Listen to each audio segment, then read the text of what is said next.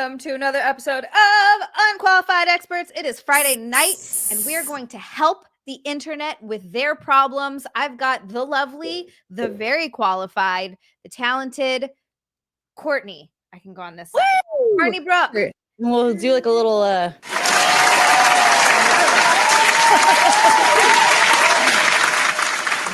so good. It's so good.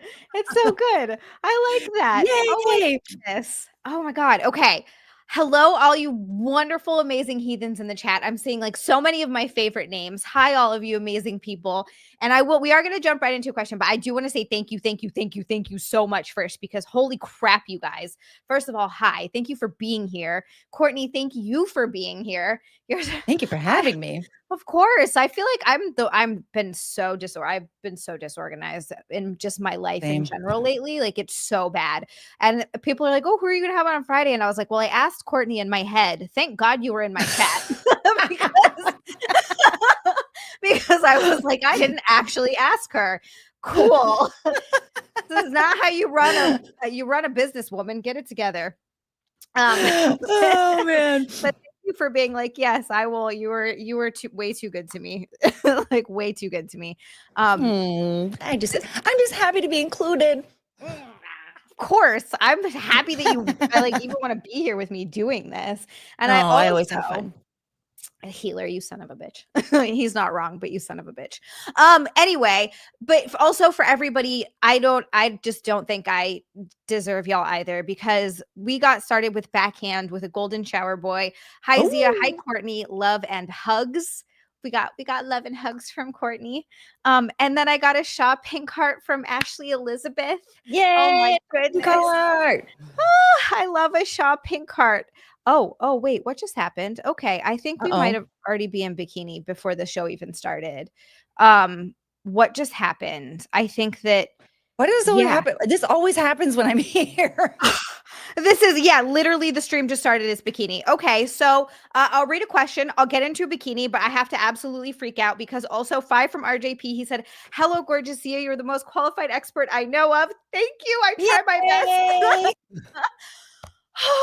And then also, Franklin, are you actually serious? I don't have words, because he just, with 100.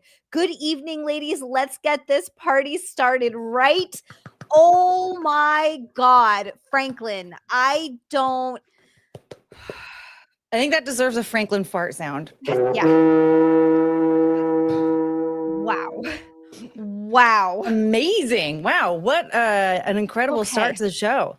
Jeez. Seriously incredible start to the show. And then right after that from Rod Tholomew, and I don't even see him in the chat. I don't know if he just did this and he's not even in the chat. 70 from Rod Tholomew. Dang. Oh my God. Guys. Chrissy. What's up, Chrissy Mayer's boobs? Yay, and Chrissy's boobs. Chest bump. Let's go. Chest bump. And then freaking Dan A with an orange boy after that. He said, hello, lovely ladies. Dan A, thank you. Like, this is amazing. Actually out of control. And I don't know if Rod's here, but Frank, Rod, Dan, RJP, like, I need to calm down. And then also 5 from Andrew Thomas. I'm getting all worked up. Nothing to do with Ebony's actions. This wasn't Ebony and Ivory together. I mean, it was Frank and Rod Tholomew are Ebony and Ivory, and they've come in and got me to some goals, man. They're like sitting there being all sneaky and like conspiring together. And then it's like, oh, bam, bam. Guess what? We're at Cat Cow. Bam, bam. Guess what? We're at Squats. And I'm just like, you two. And you guys, since I am here tonight, do not waste this incredible opportunity for live cat cow sounds. You understand? Yes. Yes. Oh my God. My heart will be broken. You guys can't break Courtney's heart. She has to do the cat cow sounds. I'm just saying. You guys are incredible. And Andrew Thomas as well. Happy Friday, Zia and Courtney. Both of you are babes with Zia's sexy thighs and Courtney's boobs. Oh, got boobs and thighs. Let's go. Boobs and thighs. We're like a KFC bucket. Ooh. A KFC bucket fighting crime. I'm boobs and I'm thighs. Okay. I'm an idiot. All right, we're gonna jump into a question, and then I'm gonna do bikini. I will stay in this outfit for just a minute because this top is cute as heck. Okay. Yes. Next. All right. All right. So I, 24 male, live in northeastern Ohio and have a roommate, 25 male, who was assigned to me by our landlord. That would suck. Oh, already off to a weird start. I didn't know that was a thing. I thought you could pick your own roommates. Yeah, I mean, the only thing I could think of is sometimes there's like rooms for rent instead of like you rent like the whole home or apartment. Yeah. Like I had a friend who was essentially living in a situation where he was renting the room, so he didn't pick the roommates because one person was already in the lease, and then like. Okay, but they probably picked him, right? They were kind of like, yeah, you're cool. You can like they knew he was moving in. They didn't just put him in the apartment and we're like, here you go. Right, because like they ended up getting another like one of the roommates moved out, and they met the people that were looking for a place to live before anybody was moved in. So like even in that situation, they still were a part of that process of. So like I wouldn't want my landlord picking out a roommate. I'm already like it's the landlord's fault. Yeah, immediately this is the landlord's fault. I agree. I agree. Oh wait, I lost it. Okay. Okay, so I work 60 plus hours a week, so I'm pretty much in and out of the apartment, just trying to keep things running smoothly. My roommate and I don't really talk much, which can be a nice situation, but we've never had any issues. Great. He's clean, quiet, and aside from the occasional loud gaming session, I've got no complaints. That sounds great. But recently, something weird has been happening. Oh no. Since crime has been rising in our area, I installed a Ring doorbell camera. No big deal. Well, the landlord recently asked all tenants to take off their shoes in the entryway and keep them on a shared rack. Our personal shoe rack is inside our apartment by the door. Okay. Here's the thing. Every day for the past 3 weeks, when my roommate gets home, he bends down to specifically to fart on my winter boots. What? This is not where I saw this going. This is not where I saw this going. Okay. Sorry. I have video evidence. He doesn't touch them or move them, but it's definitely intentional. Like he bends down, aims, and lets it rip first. Wait, I don't understand what the problem is, sir. You're getting free entertainment. I'm laughing so much. What do I can't. He's keeping your boots warm. What's the issue? Oh, that's so funny. Yeah, keeping them warm. At first I thought it was a one-time joke. Nope, this man has turned it into a daily ritual. I don't know if it's some weird dominance thing or it's just his way of entertaining himself, but it's starting to bother me. I haven't said anything yet because honestly, how do you even bring this up? Hey man, could you not fart on my boots? Sounds ridiculous. And what if he denies it? I don't want to escalate things, but I also don't want to keep finding out my boots are being disrespected. I can't. My boots would be disrespected. I can't. Oh my God. Oh, that's so funny. I'm like losing it a little bit. This is hilarious. I mean, I don't see what the problem is. I think that I would just be laughing hysterically. And I guess like if you really want, you can move your boots into your room. I get like I would just take them off and I don't know. I haven't had roommates in so long, but to be honest with you, and I might be a little bit weird in this because I've had tons of roommates. I at one point had like 6 roommates. It was crazy. Ooh, we were all the people that were living in the first it was a couple it was like, you know, one of those Jack and Jill bathrooms where there's a bedroom, and then we each shared the bathroom. First, it was a couple living in that other room. And then it was, and I mean, gosh, our rent was so cheap. I paid $150 a month. But there was, it was great. There was 2 girls sharing that room too. So that we were all just packed in there like sardines. But I'm just kind of weird. Like if anything, I'm a little bit weird about my stuff, I guess. I just, anything that's mine or that I don't really keep stuff in the common areas. Everything was in my room. Yeah. So like, I don't know. Okay. Honestly, Ashley said, this is hilarious. Ashley, I had the same thought. It's impressive that he can fart on command every time he's in the entryway. Yeah. Like I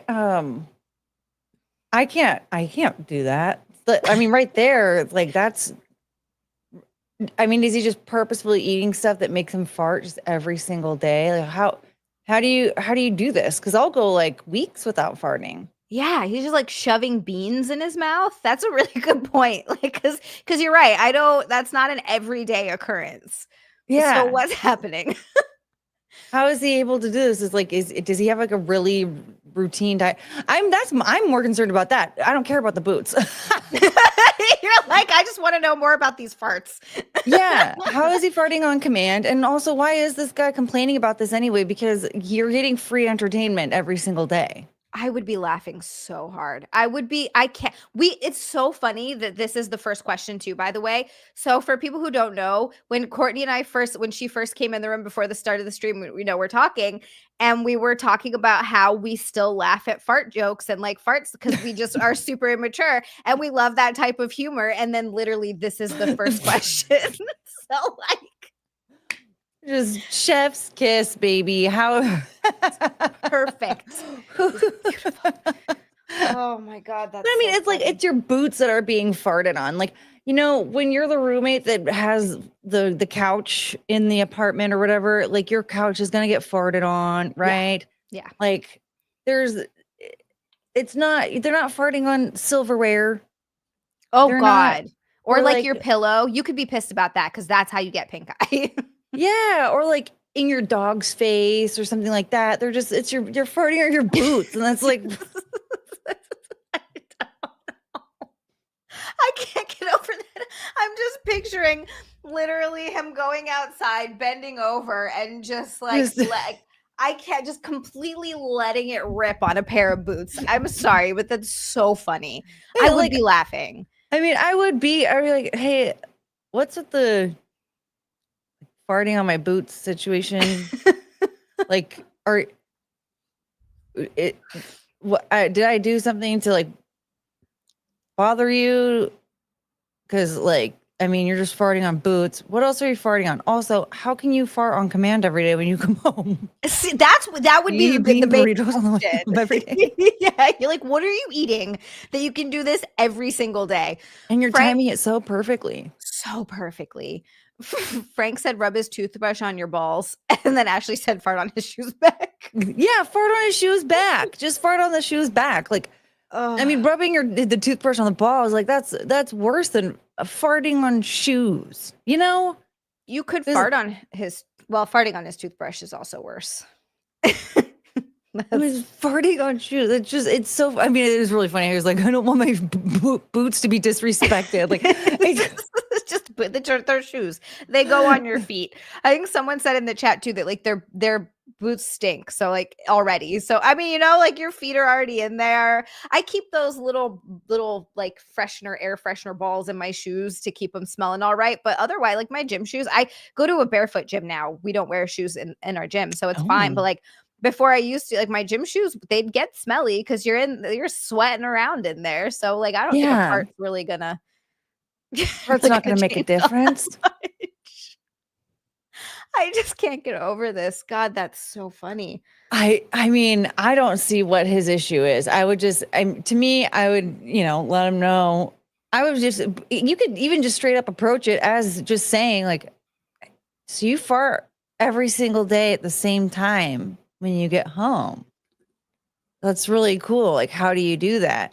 Yeah. And then now he knows that you see him fart on your shoes every day and might change his mind. But keep in mind, you're losing free entertainment with that. It's true. You get a daily someone bending over and farting on shoes. So like I can't. Why would you give that up? I don't understand. I would be showing everyone. I'd be showing all my friends. I'd be showing my family. I'd be like, what's happening here? How does he do this? Yeah. I mean, like, look at this like sweet party trick this guy has.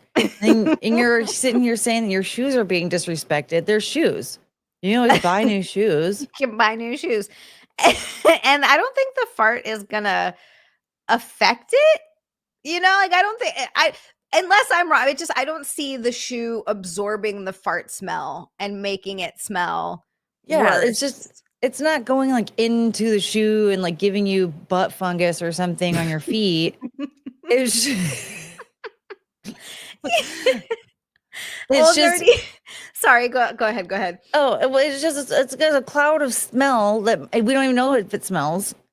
And then Good it'll point. dissipate. Like he was probably farting on your shoes a long time ago before that. And you just got a camera and now see it. Yeah. You didn't even know. If you didn't have a camera, you wouldn't even know. Okay, there's so many weird coincidences happening today. First of all, Old Nerdy and Ashley had the exact same thought. Make a YouTube compilation of it. Yeah. Hilarious. That would be hilarious. Have it ready for him when he gets home. And then Frank said, does he yell also hi Tiff? Does he yell WrestleMania when he farts? And that's right at the same time as we got two little blue boys in a row from Mr. Saw. Thank you so much. He said, hi Xia and Courtney, the unforgettable experts.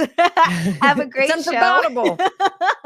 And will memberships be on Sunday night? Not fat and not a 5. Both fit 10s.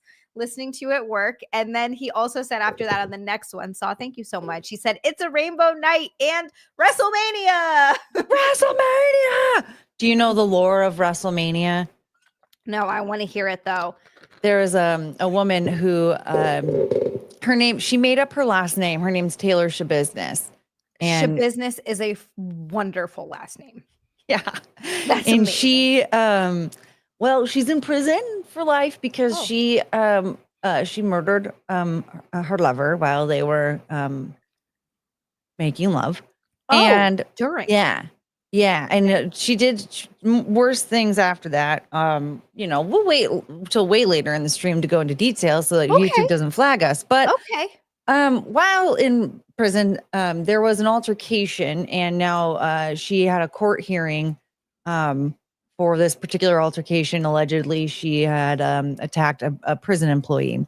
Now, during the first trial for the murder, she was very unruly, and during the sentencing phase, she even had to have a spit hood on. It was terrible. Well, during this new court hearing for the assault on the prison employee, she, as her lawyer is talking to the judge, she went, WrestleMania, and like attacked her lawyer, and then 6 bailiffs had to attack her and knock her to the ground. This woman is obviously absolutely insane. Yes. So she just yells WrestleMania and attacks her lawyer. That's so crazy. And they were already so prepared for her like outlandish behavior that they had 6 bailiffs ready to bring her to the ground if needed, and they did. This woman is a problem. They had 6 bailiffs for her. Whoa, is it what Kamikaze said in the chat? Is this the one that did that? Is that what she did? Yes. Yeah. She until he, and then she kept and for hours. Like a dirty game of dirty charades. for hours with toys and stuff. And then she and even his heart, and put it in different pieces. Now, people think that she ate him, but she didn't. It's just that one of the body parts was found in a box for a crock pot, but it was misinterpreted as it was in the crock pot and she was cooking it to eat it or whatever. But that's not what happened. But she was storing it in different containers around the home. And his mother found his head in a bucket. And that was how it got reported to the police. What the fuck? Dude, this is like one of the most insane things I've ever heard of a person doing ever. Well, and I will say drugs were involved. Okay, that makes a lot more sense. At first, I just thought she was like absolutely insane, but that makes a lot more sense. Holy friggin' crap. That's awful. You don't usually hear about women doing that kind of stuff either. That's more of like a dude crime. Yeah. It's a Jeffrey Dahmer thing, right? Yes. Yeah. Well, and so now we watch the video of her attacking her lawyer 20 times per stream whenever I stream. Yelling WrestleMania. WrestleMania! So crazy. It's just funny. And the lawyer was like, what are you gonna do? Just completely unfazed. how much is this man getting paid? How does she get her money? How's she paying this lawyer? Like, this is the craziest. Oh, it's a public defender for sure. Okay, yeah. The public defender's like, all in a day's work. I'm getting paid for this. Woo-wee. Like, oh, buddy. Hopefully he has like some really good high-paying clients to make up for that task. Yeah, I hope so. Wowza. Holy crap. That's a whole other level. Oh, I man. know. All right. Well, I've learned That was some fun. things. That was fun. I learned some things. Holy crap. I'm going to probably go down the rabbit hole of this. We got Taylor another Shabus. Taylor Shabus. That's I was gonna say that's a great last name, and then the rest of it came after that, and you're like, oh, never mind. All right then. Woo! It's not her business at all. She's a mess. Yeah, she's an insane person. So K-Max with a golden shower boy. Holy crap. Thank you so much. A golden shower boy. Look at this. Look at this. He said my favorite two blondes, but now this unqualified experts must beg the question: is there funny fart story involving Courtney's dogs or any pet or person Xia ever knew? I figure Courtney's dogs will have some stories. Ooh, dogs do have some of the rankest farts. I don't know how funny they are, but what were you gonna say? Oh, I was just gonna say my little brother always used to blame his farts on the dog. Like my little brother had kind of a little lisp when he was younger, so he'd be like, "It was Rufus." We're like, "Okay, Logan." And I go, "Rufus did it." I was Rufus. Sure. Sure, Logan. I think the funniest thing that's happened with my dogs farting, Penelope, for some reason, when she's feeling gassier, she really likes to have me use her as a pillow. Okay. And the funniest time that this happened, I was sitting on the couch and she was propped right behind me, so I had my head kind of her head right here, her little booty right here, cute. And her head was facing the window though, and she heard something, and like right as she was like, bark, bark, bark, she's right in my face. I was like, oh my god, no, why? Did it smell bad? Dog farts always smell bad. They always smell terrible. Her farts were funny because they're more noisy than scented. Oh, good. Yeah, so we just hear a lot of like this one was more of like the kind, like because it just like forced out all at once when she was barking. Chongus has the stinkiest farts. No, that sounds about right for Chongus. Love it. Chong, poor thing. She's Chongusy, you know? She's living up to her name. I was gonna say anyone named Chongus is gonna have to drop some stank bombs. This is just how it goes. How do you think she got the name? I mean,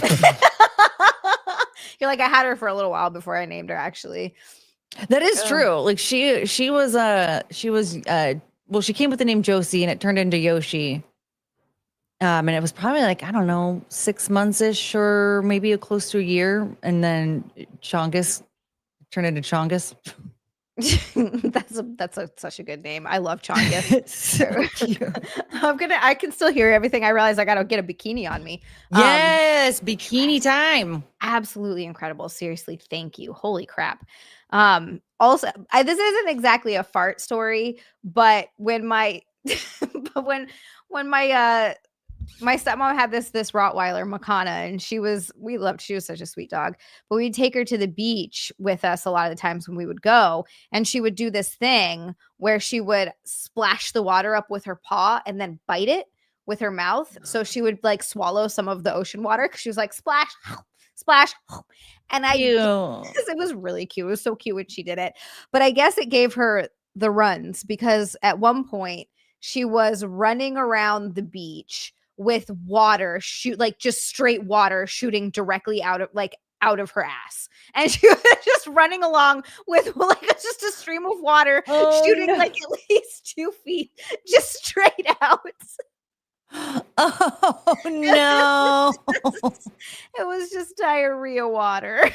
So God. so much parts, but but diarrhea water. Oh, that's so funny. Oh, poor thing. I know, poor Makana. So Cute. She was such a good dog. oh man, yeah, that's a little rough. Putting your drinking your salt water. You have to be careful. You can't, you can't get too crazy with the salt water. You will have the runs. Yeah, I didn't know that. I didn't know that you could get runs from salt water. I was like, what's happening? I would assume that I don't know. I mean, I guess it's like an electrolyte thing. Like if you do have too many electrolytes, your body tries to expel them. Oh, that makes sense. Maybe. It's like when you eat a lot of vitamin C and your pee is like bright fucking yellow. Yeah, something like that. Or with salt, it does make you retain a lot of water. That's true. Which just want to warn everybody that I've been having a lot of soy sauce in my dinners. So that's where this extra chunks is coming from. It's definitely not from the peanut butter cups I've been eating. Okay. Definitely. Oh no. I've been eating like a fucking trash can. I've been eating complete and utter garbage. And I'm just having a hard time even caring. I'm just like, whatever, man. I'm not on a I need to clean up my act now or else it's gonna be all over. I gained so much weight over the winter. I didn't know it was even that possible. And I feel like you look exactly the same. I know that's easy to say coming from someone else. And I understand. I always hate, I don't want to disregard my friends when they say that because I've been there and I am always like, no, I got fat, God damn it. But also I still think you look amazing. Well, thank you. I feel like I hide it well, but I noticed, things aren't fitting the same way. I finally stood on the scale and was like, oh.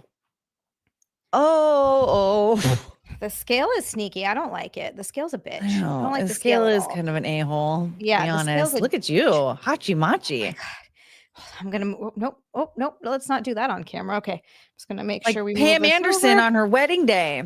Oh my God, wearing white. That's crazy. Did you ever see that when she got married to Kid Rock? I did. She was wearing a white bikini, wasn't she? I forgot about that. Yeah, and he had his white, I think he had white trunks and a white hat on.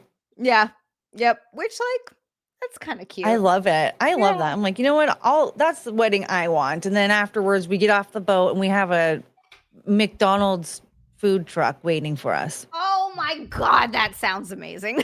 Give me the white, trashiest wedding I could ever imagine. I so funny. I mean, in my opinion, this is a bit white trashy, but when we got married afterwards, we're like, Nick's like, what do you want to do? Because because we eloped, it was a bit of an anticlimactic thing.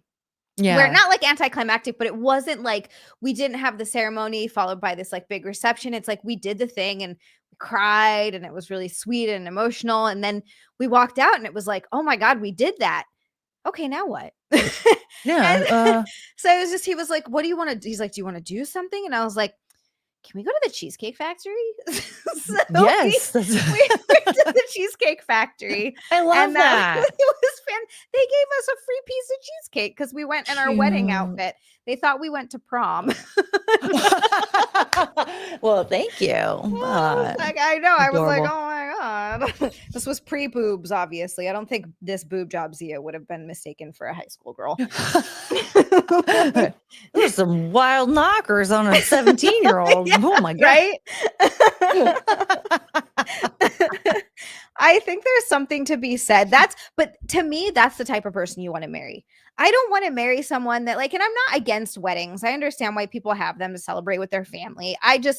For me personally, that's a waste of money. Give me that 20 grand or however much you're going to spend on a wedding because it's expensive. Yeah. And use it for a down payment or pay off debt, whatever. I'm not spending that much money on a wedding unless I'm stupid rich. But to me, it's just a waste of money. Yeah. I just saw people were talking about if you have a buffet dinner at your wedding, then that's trashy because making people get up to go get their food is trashy. I was like, first of all, I don't even think I've ever been to a sit-down dinner wedding ever. I feel like they were all buffets. Chrissy's was a sit-down dinner wedding. Christy did have a classy ass wedding. you get the higher, the more you like a sit down. Yeah, a sit down dinner would be, I guess, would assume like would feel classier than a buffet wedding. But I can't I'm not looking down on a process buffet how wedding.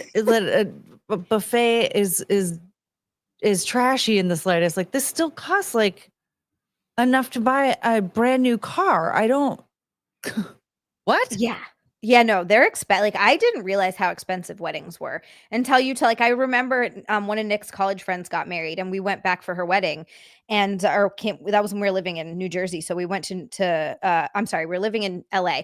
We went to New Jersey for her wedding and we found out that she spent like 60 grand on the wedding or something. And it was a relatively simple wedding. It wasn't extravagant. It wasn't at some super fancy place. Like it was nice, don't get me wrong.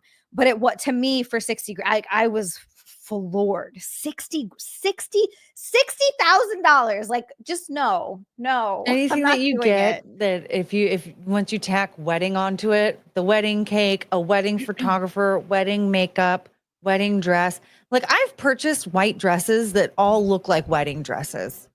Yeah. But they were just like pretty flowy white dresses. Like you could get a $20 wedding dress. Oh, easily. The day that we got married, that was my one thing. I was like, I want to wear a pretty dress because we're getting married. So Yeah. I dropped, but it was just a regular white dress that I bought from Lulu's and it was like $80. Yeah. Yeah. The cake. I mean, makeup services. I remember I ended up like I was a makeup artist at the time and a friend of mine was getting married. And so I just bought, or I just because I brought my whole thing of makeup because I was going to be at the wedding and I was already hanging out with the bridesmaids and stuff. And I knew that I was going to be getting ready there with everybody as it was, even though I wasn't in the wedding. And I was like, yeah, if people want to use the makeup or whatever, they totally can, whatever. Nice. But the bride got a makeup artist that had like an airbrushing kit and stuff. And she spent like $500 on this woman. Oh my God. The foundation didn't even match her skin. So she had like her suntan and everything was like her skin gets a little bit more on the red side, right? And then her face was like yellow and it was very contrasted. I'm like looking at myself, I'm like, it's kind of like how I am right now, but it was extremely contrasted. I don't see it on you. Like I remember looking at it, I was like, do you want me to touch it up a little bit? But she really wanted these airbrush pictures. And then at one point she was crying when she was dancing with her dad and she was like, I need help. I need to fix it. And I was like, okay. And I grabbed a color that was her chest color. And she was like, all the pictures after you fix my makeup look so much better than the other ones. And the other ones had airbrush makeup. I'm like, airbrush, first of all, airbrush makeup is stupid. I've never had airbrush makeup before. It goes on the same way. Like people just think it looks cool because they thought of course this was like what 2016 or something like that where everybody wanted like super filtered looking everything. And so that's the idea that they thought was like, oh, I'm going to look airbrushed. I'm going to look just do that afterwards. Don't do it. And also it's creepy when you do, like I've seen that before with makeup and it just looks like you're wearing this weird mask. Like it's not, I don't actually think it looks that good. Yeah. Well, and it just like, I'm like, I remember seeing a picture of Kourtney Kardashian holding hands with Travis Barker and like her hand looked airbrushed. She didn't have airbrush makeup on it though. It was either like she just wiped some foundation on there or she just edited it afterwards. I'm like, oh my gosh, there's nothing special about this at all. Like you said, you could just edit it afterwards, just slap a filter on there or whatever. But especially because wedding photographers always do a bunch of editing on their pictures anyway. But like it just, your face doesn't even match your body like at all. Like it was just so noticeable how yellow her face was compared to the rest of her body. Which like that's just a bad makeup artist because they didn't even try to match her tone. You got to match the skin tone.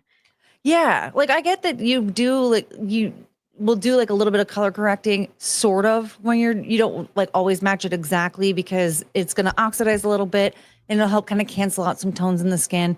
Whatever, but it was like just so obviously the wrong color. I'm like, you paid $500 for this shit, and then your friend for free fixed it and made it look better. Like but that's just how it is with weddings. They just are so expensive. You're right though. It's like you said, if they add wedding onto it, everything just is upcharged to an insane level. And sometimes I understand it. Like I know a wedding cake, especially if it's a big fancy one, takes a really, really long time to do, and it takes a lot of skill, to make it look nice. And so like stuff like that I understand, but otherwise it's just some of it's ridiculous. I'm sorry, but no. Yeah. Oh, Mint is in the chat tonight. Oh, hi Mint. She said Mint. She said, I still don't think I understand makeup or fashion or care. You and me both, my friend. But I will edit out acne, color my pictures to subdue them if my makeup doesn't hide it. Anyway, y'all are both lovely tonight. Mint. Hi, Mint. Aww. You're lovely all the nights. all the nights. Every night of the week. Mint, thank you so much. Yeah, Mint, I'm the same. I don't wear a lot of makeup, even in my photos and stuff. In some of my photos, I don't wear any makeup, but I will smooth out like little skin blemishes as well. That's pretty much the only editing I ever do to my pictures.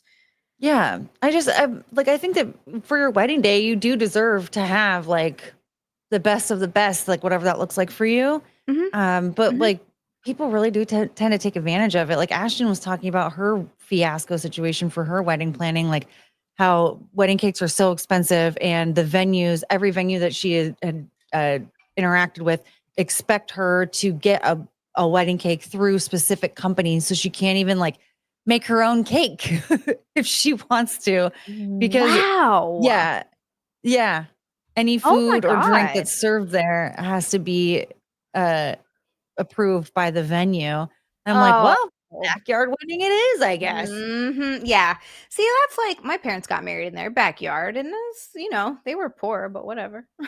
Yeah, I love the idea of a backyard wedding. I mean, you can get some really cute stuff from like Party City, jazz it up yourself. Lights, yeah. Do a little. You can make a backyard wedding really beautiful. There's no reason to pay like an insane venue. I mean, that's crazy. That's crazy. I agree. Just do it yourself. Oh my God, we've got more coming in. You guys. Look at this. We're actually at 260. We're 40 away from Cat Cow. I'm sorry. That's insane. That's insane. You guys are amazing. Okay. Deranged Lunatic for 5 said, Courtney, you got to play your fart video from last night while celebrating our differences for Xia. Wait. What? I threw my back out yet again yesterday. And so when I'm like better today. It's still there are moments where I'm like, ow. But I was relaxed in my chair last night, and then I dropped my mouse and I was like, oh no. And I was like laying up, like I was like this. Right. And I'm like, oh my God.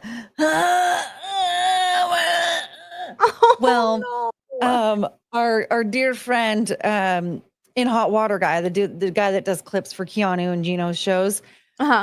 He clipped that and then put farting noises over it. So if you'd like, I can certainly share that and we can play it. Yes. I also have a very funny a raccoon body cam video that we can watch too. Okay, yes. We're going to need to do both of those. We're going to need to do both of you. Had me with farting sounds and raccoons. Yes. It didn't take much. Wow. K-Max also amazing. With a golden shower boy from K-Max as well. He said, thank you, K-Max, so much. He said, if Courtney comes to New York in September, Xia, what activity would be most fun to take her to do? Karaoke at a New York bar, a certain restaurant. What fun suggestions can be tried? I would absolutely take Courtney to go do karaoke. I've never done karaoke here. I don't know where that is. I would have to do some research. Excuse me. We'll figure it out. Yeah, we'll figure it out. Keanu's in the chat too. Oh, Keanu's in the chat too? Kiki! I summoned her. God, these pretty ladies. Yay! Kiki. Okay.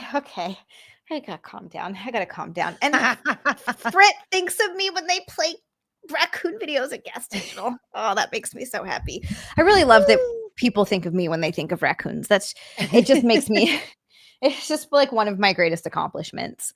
Yes. Definitely food though. Courtney and I we're going to get some food. We're going to get a lot of food. It's going to be cheese and a lot of cheese. a lot of cheese. So actually, we should do a cheese eating video together, like a cheese eating stream or something.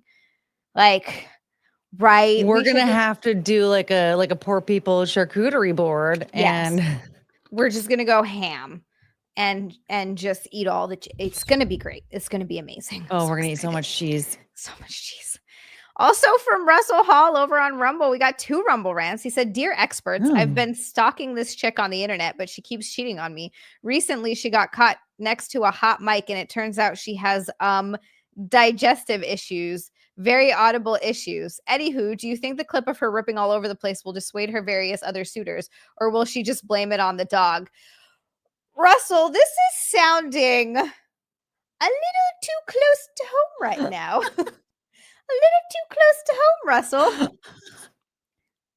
Hi, Russell. I miss you. Where's he been? Where have you been, Russell? Huh?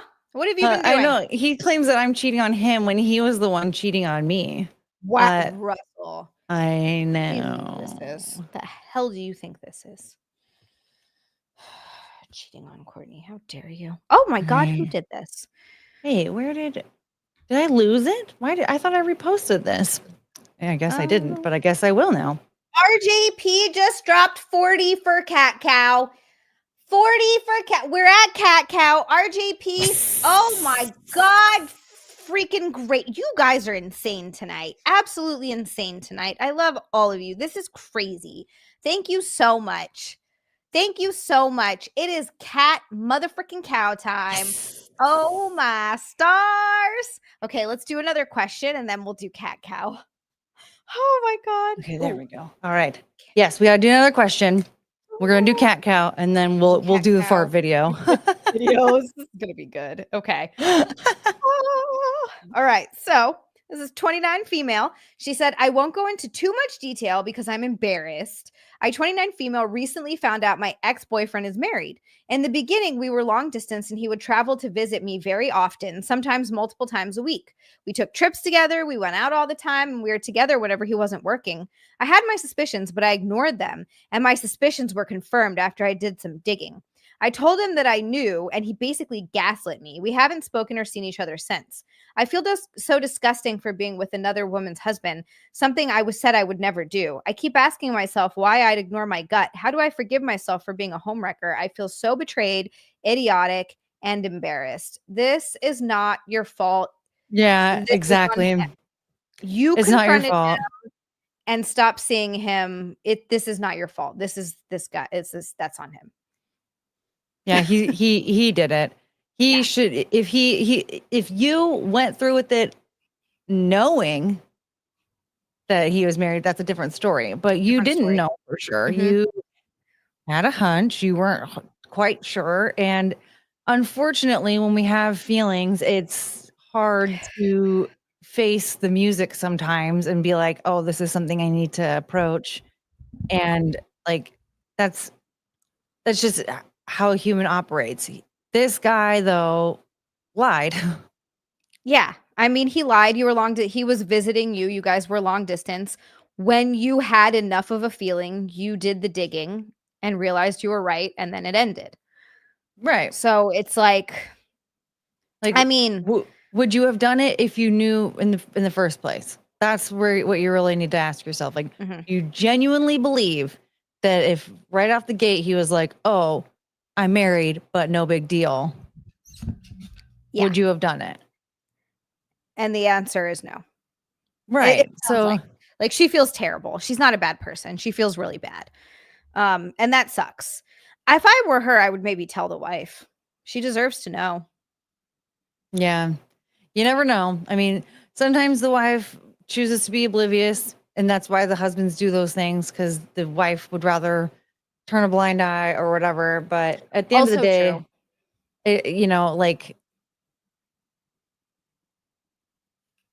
it's not anything. It's at this point, it's like really not really your business, to be honest. Like, whatever, that's their relationship. That's what he's doing to his own relationship. Karma's gonna get him one way or another.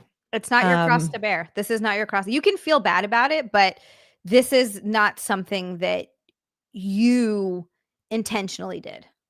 Yeah, at least you're not Amy Fisher, you know? Who's Amy Fisher? Remember the story of Joey Buttafuoco? No, I don't think I've heard this story. This was like early 90s. And the girl, so Amy Fisher was like 16 or something. She was young. No. And he was like in his early 30s. Oh, no, he's my dad.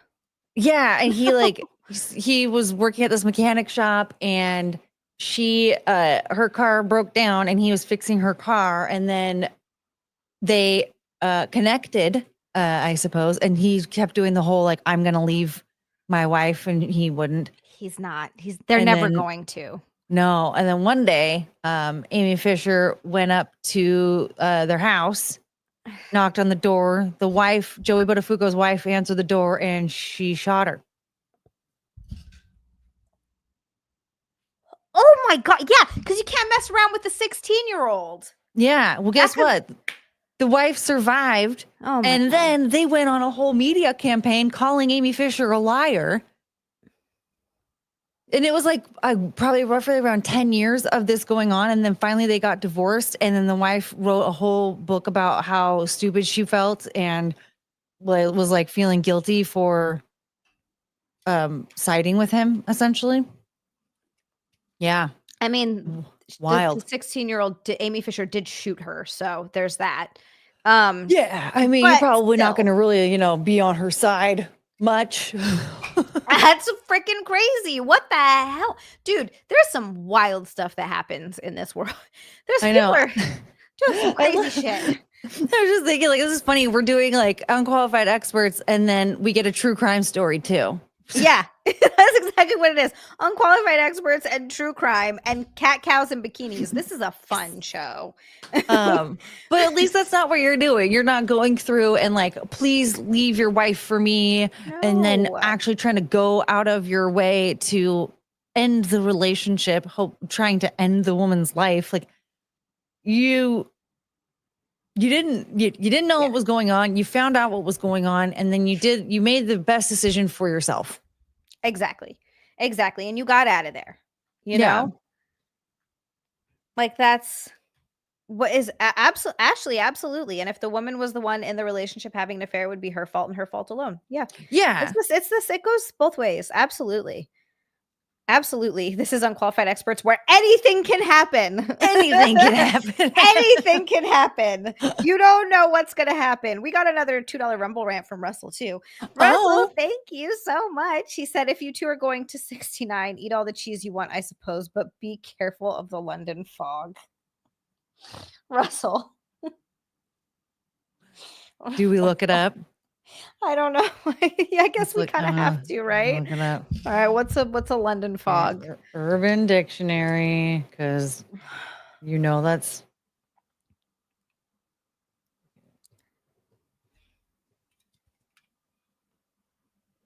search. Okay.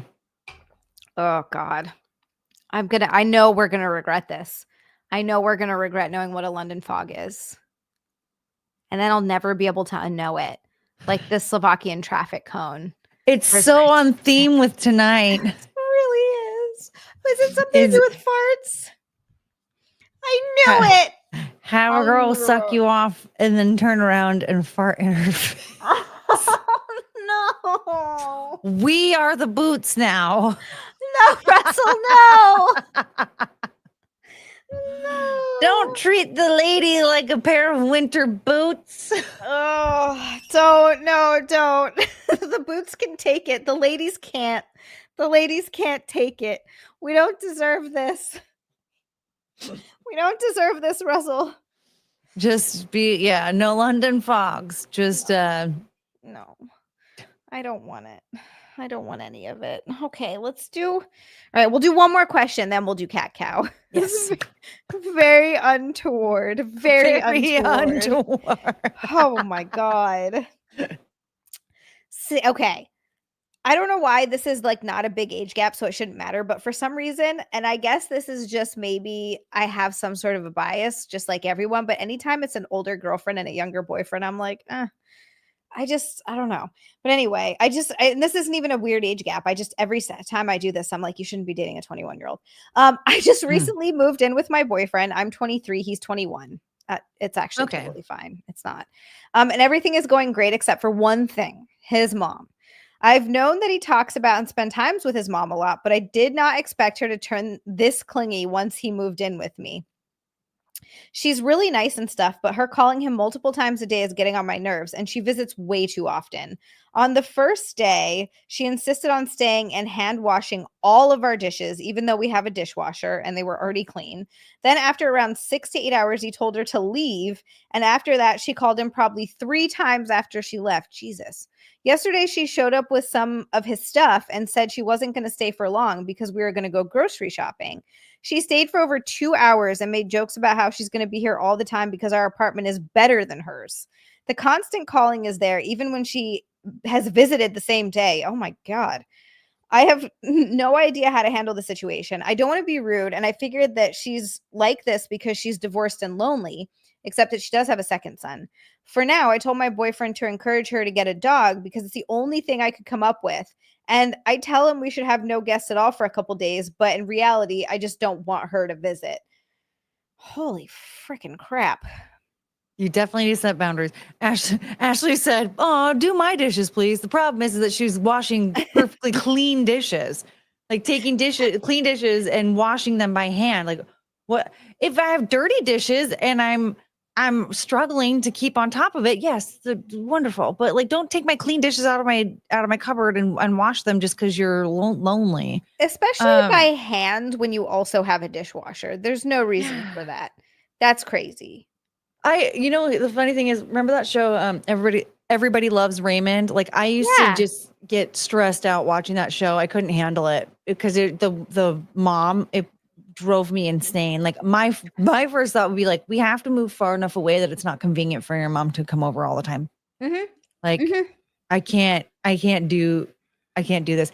Anybody should have that boundary no matter what. Is like, this is our relationship here. Mm-hmm. And we get our own time alone, and we like visiting our family when we're ready to visit our family, but every single day, and then like the nonstop calling. And I understand, like, there are people that talk to their parents every single day. That's perfectly fine. Like, you want to talk on the phone with your family members every day, having a phone call each day or whatever, or like texting back and forth. Like, that's perfectly acceptable. But staying 6 to 8 hours on a regular basis, nope. I need alone time with my partner. Yeah, no, that's way too much for me. And I'm close with, like, I grew up very, very close with my family. Like, I love my family, but they would never do that. Like, they would never just come over. They would, but we do like holidays together. They'd have a barbecue. I'd go and I could bring whoever I was with. Like, to me, it was a much healthier. This scenario is not healthy. This is too much. This is way too much. Like, if you have someone, I wouldn't never want anyone at my house every single day. Yeah, I need my own personal space. I need my own. It's just mine. Like, I don't feel like I have to share it with somebody. Like, ma'am, you're not paying rent here. Yeah. You're not, like, you're not contributing to this household. Like, so you shouldn't be here all the time. Like, I remember, gosh, forever ago, like, almost everybody in my family, we would go and visit my grandparents like every single Sunday. Oh, and that was, nice. And it was a great time. They lived on the beach. I'd go play on the beach with the dog. It was wonderful. That's fine, but they get 6 days out of the week to not deal with my annoying ass. Like, yeah, I could not spend that much it's a testament to how much I love Nick that I couldn't spend that much time with anyone. Like I said, I love my family and I love my parents. That's like, I lived with my dad briefly when I first moved to LA, and that would never again. It was like 3 months and I was like, fuck this. I gotta get the hell out of here. Yeah. It's just because the thing is, like, that is something too. Like, if you can't get a boundary set with the mom and you can't get the boyfriend or girlfriend to agree to move far enough away to be like, make it less convenient for the mother to show up. it will cause a huge rift in the relationship. Like you're going to either have to accept being miserable or break up. So like it's you really have to figure out a way to set that boundary sooner than later. This is one of those things where if you see this long term, you guys are, the thing is they're both really young. Yeah. They're both really young. So I would say decide. Ashley said, I'd love to have an in-law suite for my mom. Oh, that's sweet. That's cute. That is cute. Well, and that's the thing though, is like having like a little in-law suite for a parent. I feel like we need to have, that needs to be more normalized, especially when, the older a parent gets and like they might need a little bit more help around the home. And they need somebody to keep more of a watchful eye on them. Like we need to stop just shoving the elderly into a nursing home and actually like normalize it. Because there's so many other cultures that do that where it's just normal that, okay, mom or dad is getting, to a point where they can't be living alone anymore. Here's the in-law suite for them to stay in.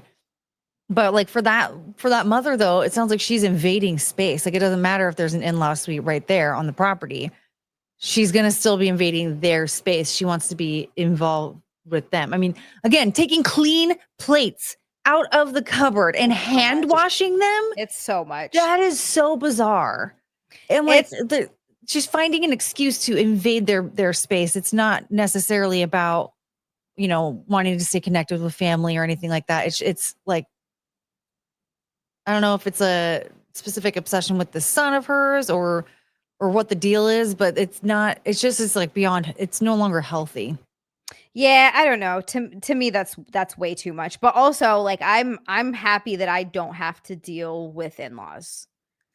I know that might sound bad, but I don't have to do that, and I'm actually really happy about that. Yeah. But I'm a type of person that I need my space. I need my space. Even when I lived with my sister, we didn't do everything together 24/7. Like we still, I don't know. Like I would expect if my sister was living with us that we would also still sort of have separate lives, I guess. Yeah. So I don't know. Yeah, the whole being over there for 6 to 8 hours, coming over for hours, calling multiple times a day. It's tough. I would maybe start off slow and just being like, hey, maybe can you take your mom to bingo night? And like try and get her introduced to some friends her age, maybe help her find like some cool fitness classes or something that somebody in her age group would want to do. Like maybe go do that with her for a little while to get her making some friends to keep her company. Yeah. Yeah. Because it sounds like she's just too bored and doesn't have anyone to like talk to or hang out with. Yeah. And I think it's nice to see family for, like you said, like once a week, and then you go over for holidays. It just depends. I guess it depends. It depends on the person, right? So you have to figure out what you're both comfortable with and if this is a relationship that's going to be worth continuing for the two of you, I guess. Yeah, because especially like at that age, whether or not this is an issue, it is very young, and you might already be finding other cracks in the relationship over the next couple of years. But yeah, this is one of those where I can understand this maybe not working out because they have different ideas of like what boundaries are. Yeah, I mean, I would be out the door immediately. I'd be like, this isn't for me. Sorry, I'd rather be homeless. Come on, Chongus, we gotta go. We gotta go. Let's get out of here. Yeah, that's not for me either. I already know that that's something that would be like, okay, there's no boundaries here, and I don't think I could handle that. So that's like something that you do totally have to think about. And it's not that I wouldn't like if Nick was close with his parents, it would be nice if he had parents like that. That would be a good thing, but that would be too much. Yeah. Yeah, that's a bonus, fellas. If you don't want to worry about in-laws, my parents are dead. There you go. Hey, same kind of. My mom's don't dead. Even have to think about my dad is my dad, so that's not an issue. He's, yeah. So just don't have to, it's not even something to have to worry about. It's not even a factor. Nope. I guess I should only be telling that to Russell. Yeah, Russell's excited. You don't have to worry about in-laws, Russell. Yay.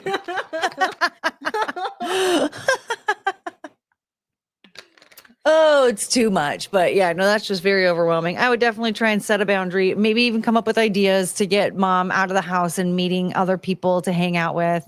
Dogs are good. The idea of the mom getting a dog's not a bad idea. Yeah.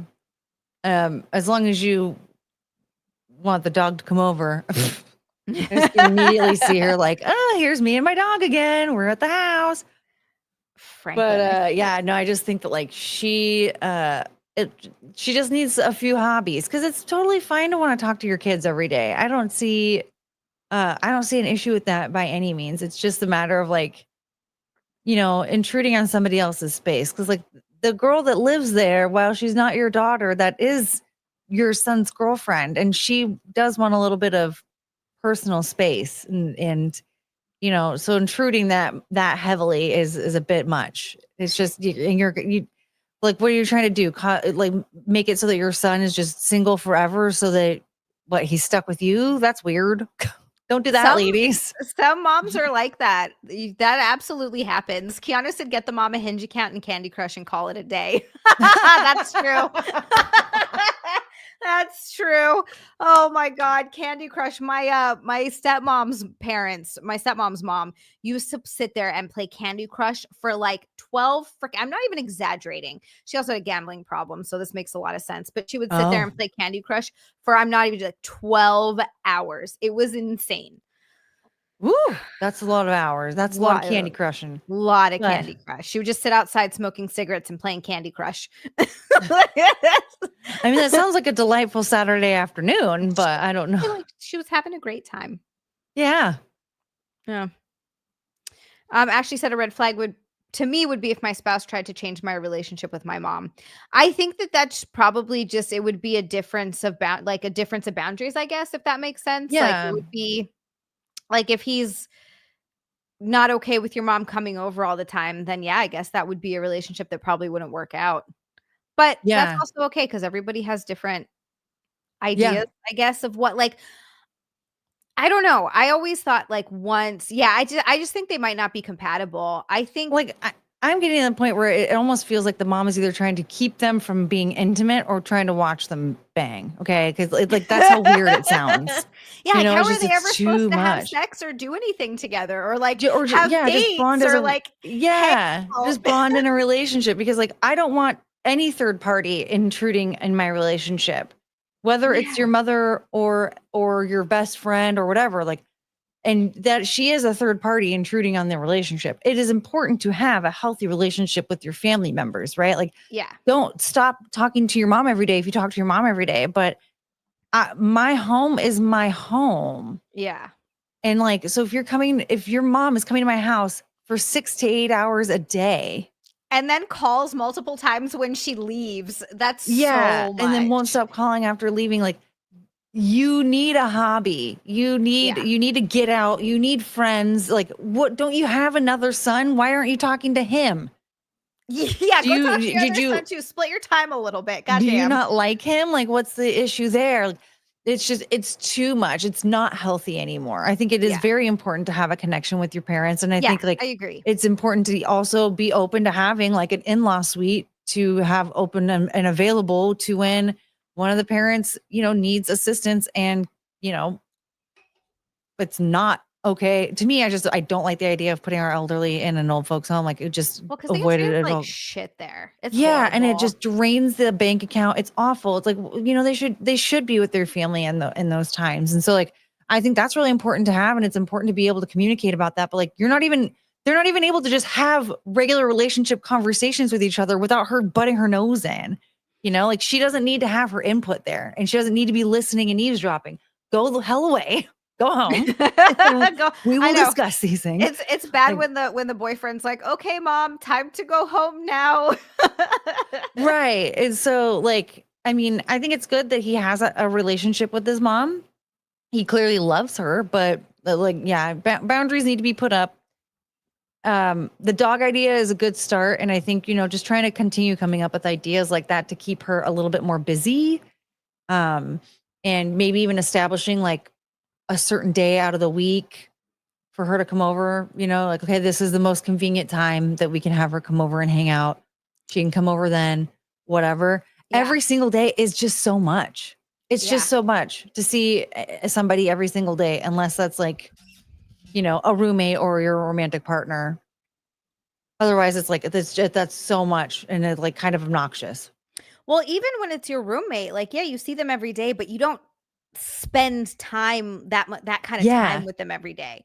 It's like they're there and you guys kind of do your own thing. Like you go watch whatever you're watching, you read a book, you eat your food, you go into your room. Like you're not spending like all day every day together.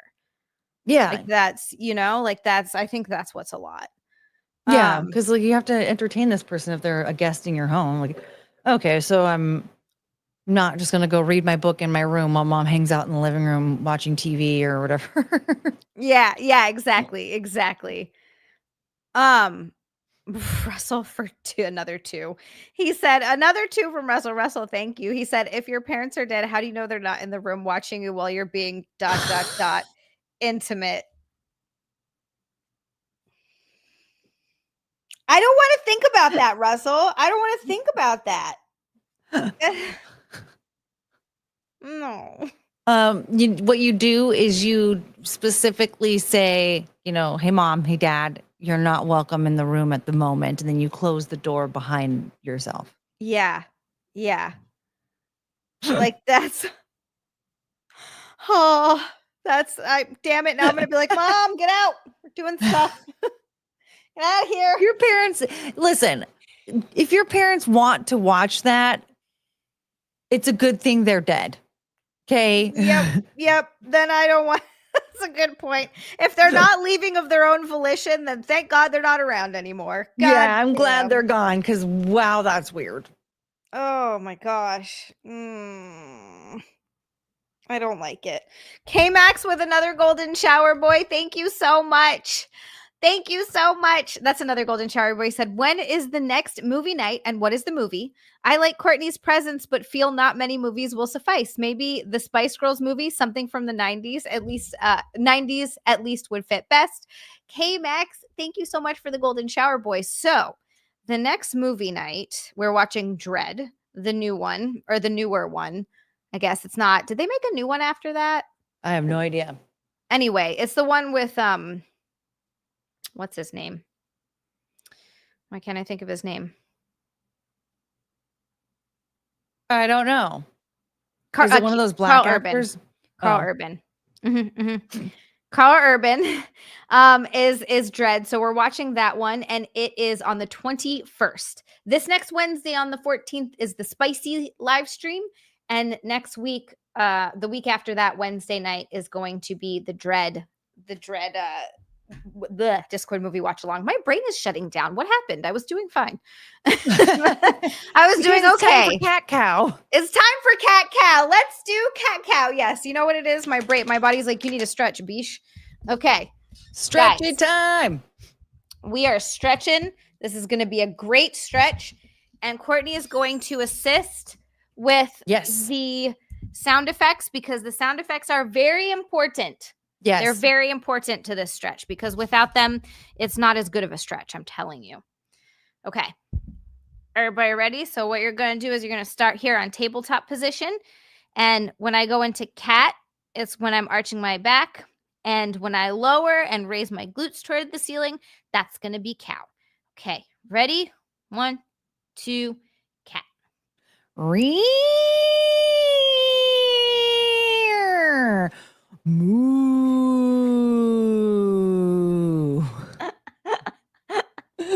Rear.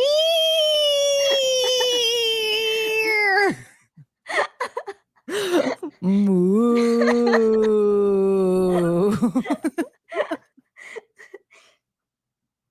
Rear. Moo. One more time.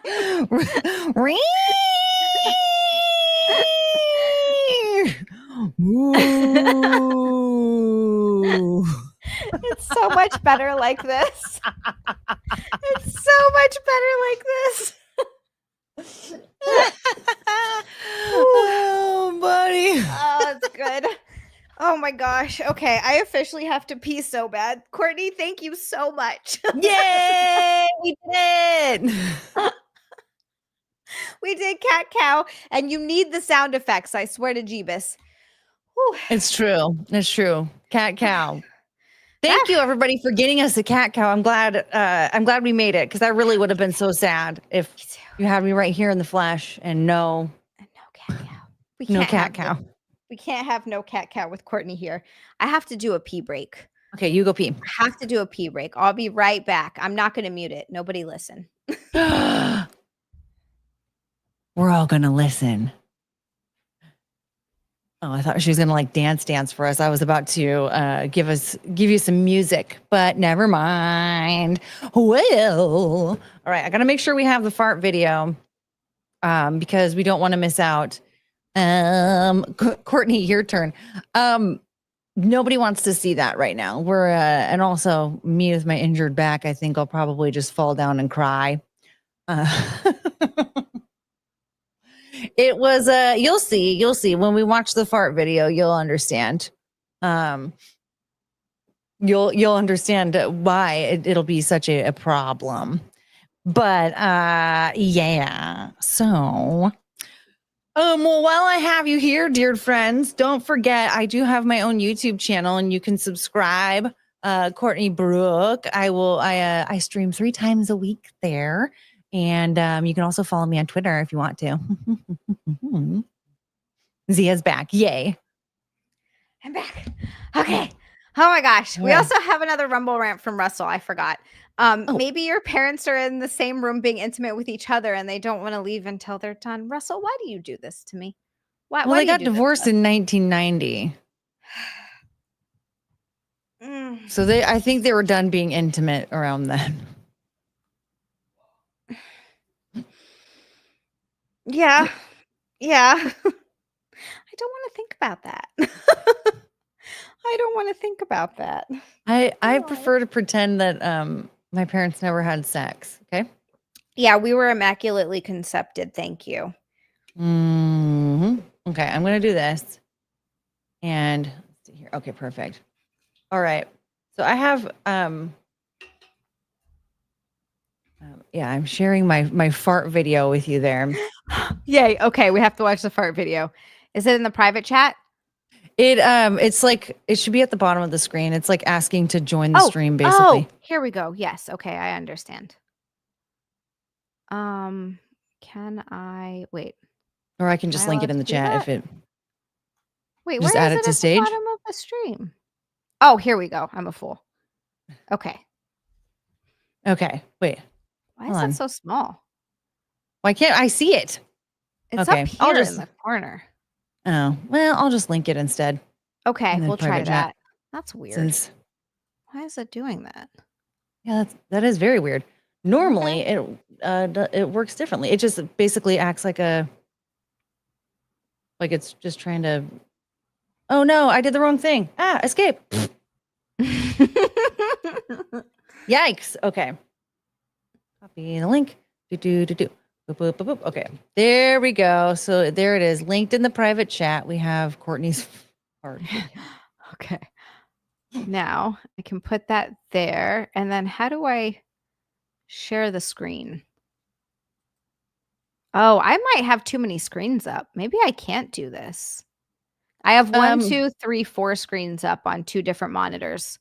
Oh, interesting. I wonder, can I wait? Because it should just be on StreamYard at the bottom of the screen where you have like mute, stop camera, settings, and then present. Then you click present. It should just pull it up. Present. Okay. So video file or.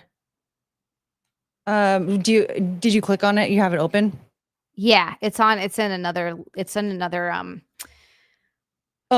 then do share screen. So when you click present, it should be share screen at the very bottom. And then it should be screen. You know why? Because I think Nick has it set up like this. I don't know how he does it, but to get the goal there. Damn it. Oh, it's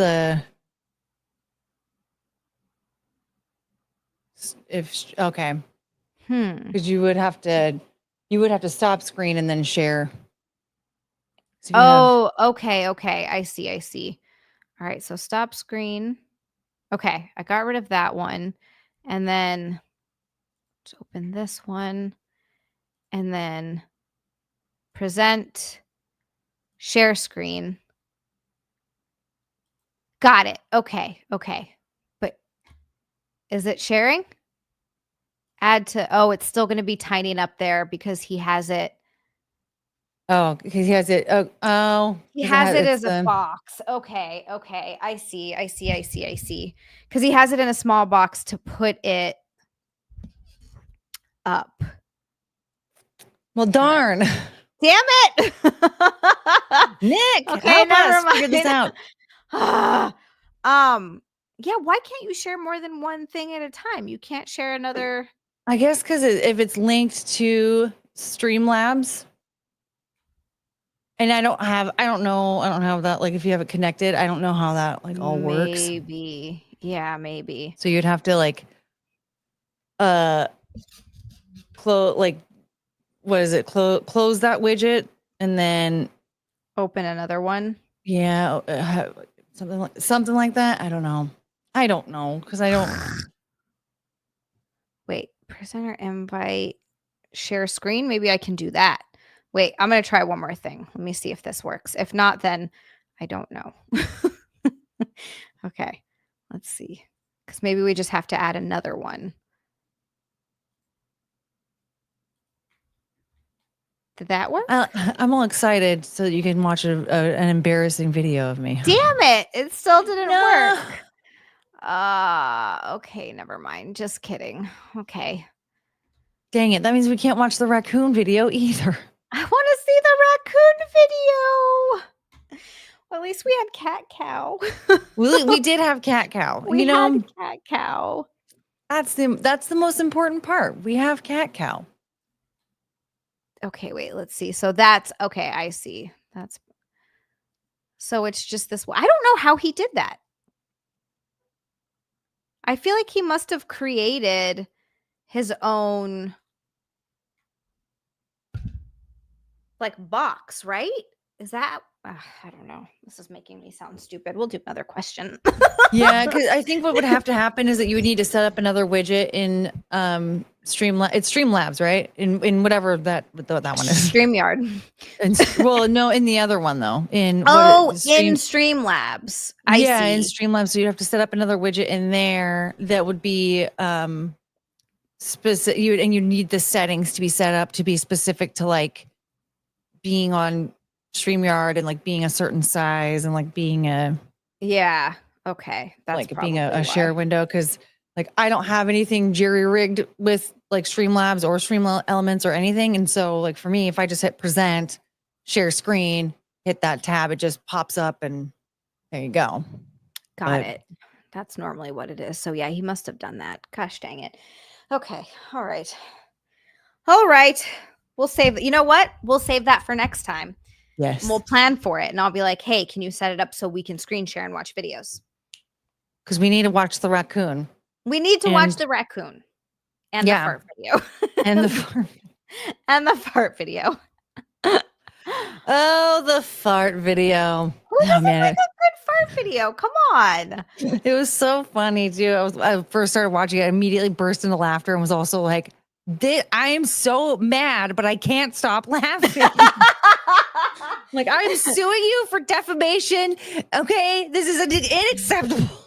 And meanwhile, you're like cracking up. This is unacceptable. This is unacceptable. I'm calling my lawyer immediately. How dare you? It's so funny. How dare you slander me with fake farts? Oh, I know. No. I'm like, what? Did you put a microphone next to my butt? Why does it sound like that? Oh man, yeah, I've never been so disrespected, and also, I've never been so disrespected in my life, but also finding my disrespect so funny. Yeah, it was so funny. It's not supposed to be hilarious, but sometimes it just is. Somehow, yeah. In this case, it really was. Just, I love stupid stuff. Me too. I'm an idiot. Everything dumb makes me laugh. I'm like, hee hee hee. I know. Oh my god! Last night, it was so funny. So last week, actually, when I was a little delirious on stream, and I like mixed a couple of words together and was like, I'm talking about like the forgettable. I was like, forgettable, and then I went into like this fit of laughter. I couldn't stop. I was tears streaming down my face. I'm like, this wasn't even that funny, but I can't stop laughing. And so it's been like, oh, sorry. Go ahead. oh, well, it's been an ongoing joke since it happened. And so last night when I was like, okay, you guys, I'm going to be on Zia's stream tomorrow on Unforgettable I thought that was because you called it Unforgettable Experts because you forgot what it was called. Because I do that all the time. I'm always like, what's that thing that I do? Oh, yeah. No, I'm an idiot. Forgettable is now like a word in my vocabulary. And it's just, unforgettable experts. It's a good word. The hell does that mean? I don't know. It means that we're unforgettable, damn it. You weren't wrong. You can't forgot us, you guys. Unforgettable here. No forgotten us. No forgotten us on this side. No forgotten us. Mm-hmm. That's like when you get really, really, really tired and everything just starts to sound funny and you can't stop laughing at completely normal things. I remember, we were also high. In high school, my friend and I did this, but we'd been up really late and we were high. And we had to get up for school the next day and we just kept giggling over the word cabbage. And then we couldn't stop laughing because cabbage was just a really weird word. And then like we're literally tears streaming down our face laughing at the word cabbage. It was so fucking stupid. But we're like, cabbage, it's such a dumb word. And like we cannot. Maybe it is. Maybe it's kind of a dumb word. Cabbage. It is weird. Doesn't sound like a real word. Cabbage. Yeah, you know, like that missing Scientology lady, Shelly Miscavige. Wait, what? I don't like her name. Miscavige? That's her name, Miscavige. Shelly Miscavige. How could you miss cabbage? I know, and she went missing. Yeah, I wonder why. I wonder how she went missing. Definitely didn't have anything to do with Scientology. No, nothing, not at all. No, they're completely by the book and not a crazy, weird, made up religion at all. Yeah, nothing nefarious there. No, nothing weird. Dude, it's wild that they let what's her name even speak out about Scientology. I am surprised that she hasn't been, Minecrafted. I wonder if it's because she's too high profile. So they're like, oh, we can't do anything because it'll look way too suspicious because she's talked about it so much. I don't know. But because it's just too obvious. Like she had the whole series. She was on Joe Rogan. Like it's just too obvious. And she specifically even talks about Shelly Miscavige and how she went missing and how there's so many suspicious things surrounding it. Like, yeah, I just saw her at that person's wedding. And then like, suddenly she's gone and nobody answers me when I ask where she is. That's so crazy. That's not scary at all. No, and literally no one does anything about this. That's just goes to show that money empowers everything. Yeah. Well, and it's like everything. Because legally in America, if an adult wants to just go off the grid and be left alone, like that's just a thing. Right. And so true. Because there's so many people that are telling her that, like, leave her alone. She just wants to be left alone. Nothing's really happening. I get, but if people go missing, someone files a missing persons report, and did she say she was leaving and she wasn't coming back? But Leah Remini, is that how you say her name? Leah Remini? I think so. Leah Remini. Yeah. That's how I say it, at least. That's how. Yeah. Yeah. She was the one that spoke out about it a lot. So I guess she's looking for. Wait, what's her name again? Shelly Miscavige. Miscavige. I hope she's okay. But he. Yeah, and I guess like in this particular case, like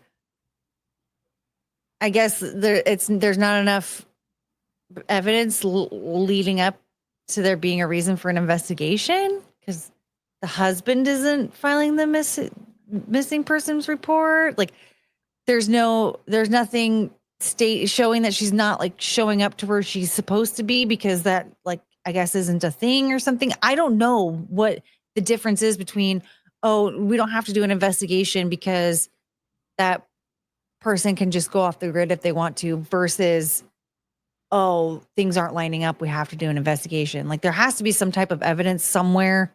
Yeah. Because, like, if you do like a welfare check, the cops won't leave until they talk to the person that they're doing a welfare check on, right? Right. So have they spoken to her? Oh my God, MA, what a miscarriage of justice. Wait, I have a noise for that. That's a great one. That's a great one. Everybody needs to put them boom. That we're walking around life. I know, exactly. Dude, that's so wild though, because if someone files a missing persons report, they would have to look for them, or they know where they know that they are still alive and somewhere, and just so like know. is the Church of Scientology like just really covering this up? But why would they do that? Why is she suddenly just like off the grid out of nowhere? And like, because what would stop the cops from doing an investigation if there's all there's all this stuff leading up to like pointing at her being gone? Like, is she just not missing? Well, even the girl, because that happened, they totally would have looked for her. That girl in Hawaii who disappeared to like Mexico or something, and her family, I don't know what happened there, but the whole story was so bizarre. I was like trying to look into it. Oh, is that the one where the dad Minecrafted himself? I think it was Minecrafted. It was one or the other. Either he did it to himself or someone else did it to him. But it was while he was looking for her. Yeah. He ended up being Minecrafted. And she just came back and was like, "Oh, I just wanted to be left alone." Yeah. Hana Kobayashi, I think that was her name. Is that okay? I vaguely remember something very like a little bit about that, because I remember hearing when she just like showed up. Yeah. It was like, LOL. And it was weird because everybody was like, it was so I couldn't figure out what was going on, because some people were making it seem like she wanted to leave her parents and disappear for a reason because they were maybe abusive or something. And then other people were being like, oh, it's shame on her because her father ended up getting Minecrafted for her because she disappeared. And she was like, I just wanted to be left alone. But I guess her family was trying to call her. No one knew where she was, and she was intentionally ignoring the calls. And she was like, I didn't want to talk to anyone. But I still don't know everything that happened with that story. It was such a bizarre story, and it was big for a second, and then it just disappeared. And I no idea what happened. Okay, hold on. I need to Google this now, because I remember. I just remember only first hearing about it when she turned back up, and then when I heard about the dad. Because what I heard about that part with the dad was that he was just trying so hard to find her, and felt like it was his fault that she was gone, because and that he Minecrafted himself. But I don't know all the details because I really didn't like deep dive too much into it. So what I heard could have been just made up, because holy smokes, the things that people make up. But that's the thing. I'll read something and then I'll look into it and I'm like, oh, that's not what happened at all. People are just saying that. So I'd say I don't know what people are just saying or like what is actually real. Yeah, it was just like when she found out that her dad passed away, she showed back up. Like it was almost like she was like, oh, things are getting out of hand now because of nobody can find me. I have to go home. Right. Well, there was like suspicious behavior of hers, like at the airport, because she was claiming she was going one place. And then like that's what it was. Yeah. And then she was like, she missed her flight. And then that was already suspicious because they were like, wait, what do you mean? Like there was somebody that might have been the dad, but specifically dropped her off at the airport and was like, wait, no, she had to have caught her flight. I dropped her off there. Like, there's no way that she would have missed it. And then she didn't fly anywhere. It's like she ended up apparently like getting a car and driving to Mexico. Something freaking weird. Like because I think that at this point they were in California for some reason. I don't remember it though. Here's a blurb though. It just says, Hana Kobayashi, 30-year-old woman from Maui, Hawaii, gained attention after she was reported missing in November of 2024. The disappearance led to a week-long search with her family and authorities concerned. After being found safe in Mexico, Kobayashi returned to the U.S. and has since spoken about her experience. Okay, that's all it says. So she missed her connecting flight from Maui to New York City at LAX. Okay, so she had a connecting flight and she was in California at this point. Okay. Her family received concerning text messages from her before she went silent. That was what it was. That's Large right. search effort was launched, including her father, Ryan Kobayashi, flying from Hawaii to assist. Tragically, he was found dead by suicide near LAX, adding to the family's ordeal. Jeez. That's so sad. And that leaves me feeling a little suspicious. It's weird. It's weird that she just took because everybody was saying weird stuff on Facebook because it was big on the Hawaii Facebook, like Hawaii News Now or whatever. And it was big on there and everybody's talking about, they're like, oh, I know her. Oh, she wanted to get away from her parents. And then some people were like, shame on her. How could she do that to her parents? And I'm just like, I don't know what's real there, but is very weird. Very weird. There are going to be a lot of details that the public will never find out. Yeah, we're just never going to know. It's true. Like, because there is some suspicion behind the dad's death there. Like, he was found near the airport with like a self-inflicted. That's death, so like odd. But and we don't know for sure. Like, was it like from guilt? Was it like because of she was missing for a one week, and then suddenly he's like, I can't take it anymore. That sounds weird. That does sound really weird. The whole thing, none of it makes any sense. Like, there's no explanation that I can get to. Or he just was already like that. And maybe, yeah. And then this was just a tipping point. Like, he already was having mental health issues, and that just kind of, I mean, that would make sense, I guess. Like, it makes more sense, at least. Because it's just, I mean, it is kind of crazy to think, like, if he's already feeling that way, and then one minute he's going like, I'm going to the mainland to go and find my daughter, and then a week later, like, never mind. Yeah. I don't know, but I guess I don't fully understand that thought process. No, I don't. I guess either. Like that happens sometimes. Huh. That is so strange. Weird story. So strange. Such a weird story. Oh my God. K-Max, I did see what you said too. That's another 5 from K-Max. K-Max, thank you so much. Thank you so much. We're at 328. We're on our way to freaking squats. Whoa. I know. I did Zercher. I don't even know how to say it. Bulgarian split squats today. And I got up to, I think, 90 pounds, and it was freaking brutal. So a split squat, Bulgarian split squat, is where you have one leg up here resting on a bench, and then you're holding weights typically like this, and then you're just kind of doing like this lunge squat, and it's really, you're mostly focusing on one leg. So this one, though, you're holding a bar across your arms like this, and you're holding a bar up here. Woo! And so all of the weight is like front loaded. It's brutal. So my legs are dying. Oh, that sounds terrifying. It was not my favorite thing. But K-Max, thank you so much for that. He said it was Courtney's creaky chair that caused the fart video to appear. In suggesting a new chair donation for Courtney, I found I cannot for now. Zia, do you have a wish list set up where a gift can be purchased for you? K-Max, I do have a wish list set up. Thank you for asking. Backhand I think he has a link to it. There is a link in the chat for my wish list, and it's a lot of bikinis. Yeah, we love bikinis. A lot of bikinis on my wish list. It is true. Oh, wait a second. Oh my God, another one from Frank. I was like, the number jumped up. For Pete's sake, Franklin, another orange boy. He already dropped a red boy tonight. And then I have a list of wishes. Wow. It's Amazon. Franklin is over here freaking red boying and orange boying. Red boying and orange boying and all the boys. Boing, boing, boing, boing. Oh my God. He said, okay, in 2015, a local guy parked his truck in my job's parking lot and was never seen again. The speculation is he just walked into the water intentionally and got carried away by the current. Holy shit.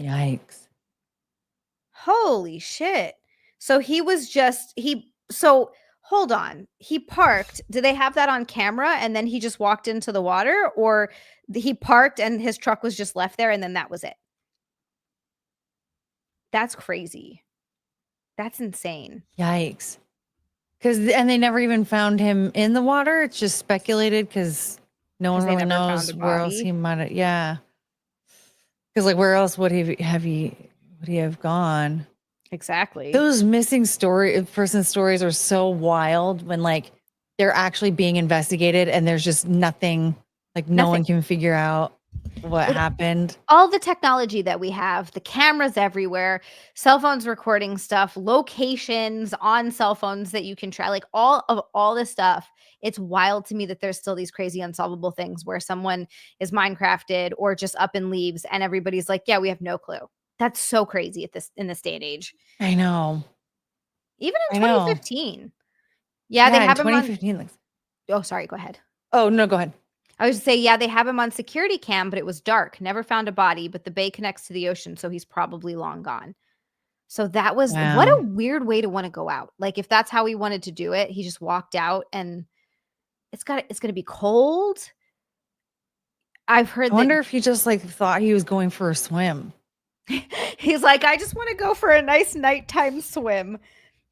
Sometimes that's nice. I mean, what time of year was it? Because like, I mean, there have been a few times in the middle of the night that I dipped my toe in a nice body of water and in the middle of the night. Yeah. I mean, I do like going for night swims. I haven't done it since leaving Hawaii, but in Hawaii, it's really nice. Yeah, I bet. Yeah, it'd be rather cold out here, but you know, if you're drunk enough, it sounds great. But like, you're drunk enough, anything sounds great. But like, if you like, I wonder if he really was. It was just like the middle of the night, and he thought like he wanted to go for a swim, not realizing that there was like a really strong current. Oh yeah, I mean, it could. Well, okay. Oh, Frank said he had some financial issues. Apparently, it was February. Oh my god. Okay, that's freezing cold. Okay, that explains a little bit more. I feel like financial problems really do affect men mentally, like really badly. Like there have been some cases where financial stresses can actually like really flip a man's life upside down. They are, yeah, actually, I knew this guy. This was years ago. His name was Alex. And he was just like kind of like a party friend from Hilo that I knew him at every party. He was friends with friends, and it was kind of like it was this guy that was just around, and I had hung out with him and partied with him a bunch.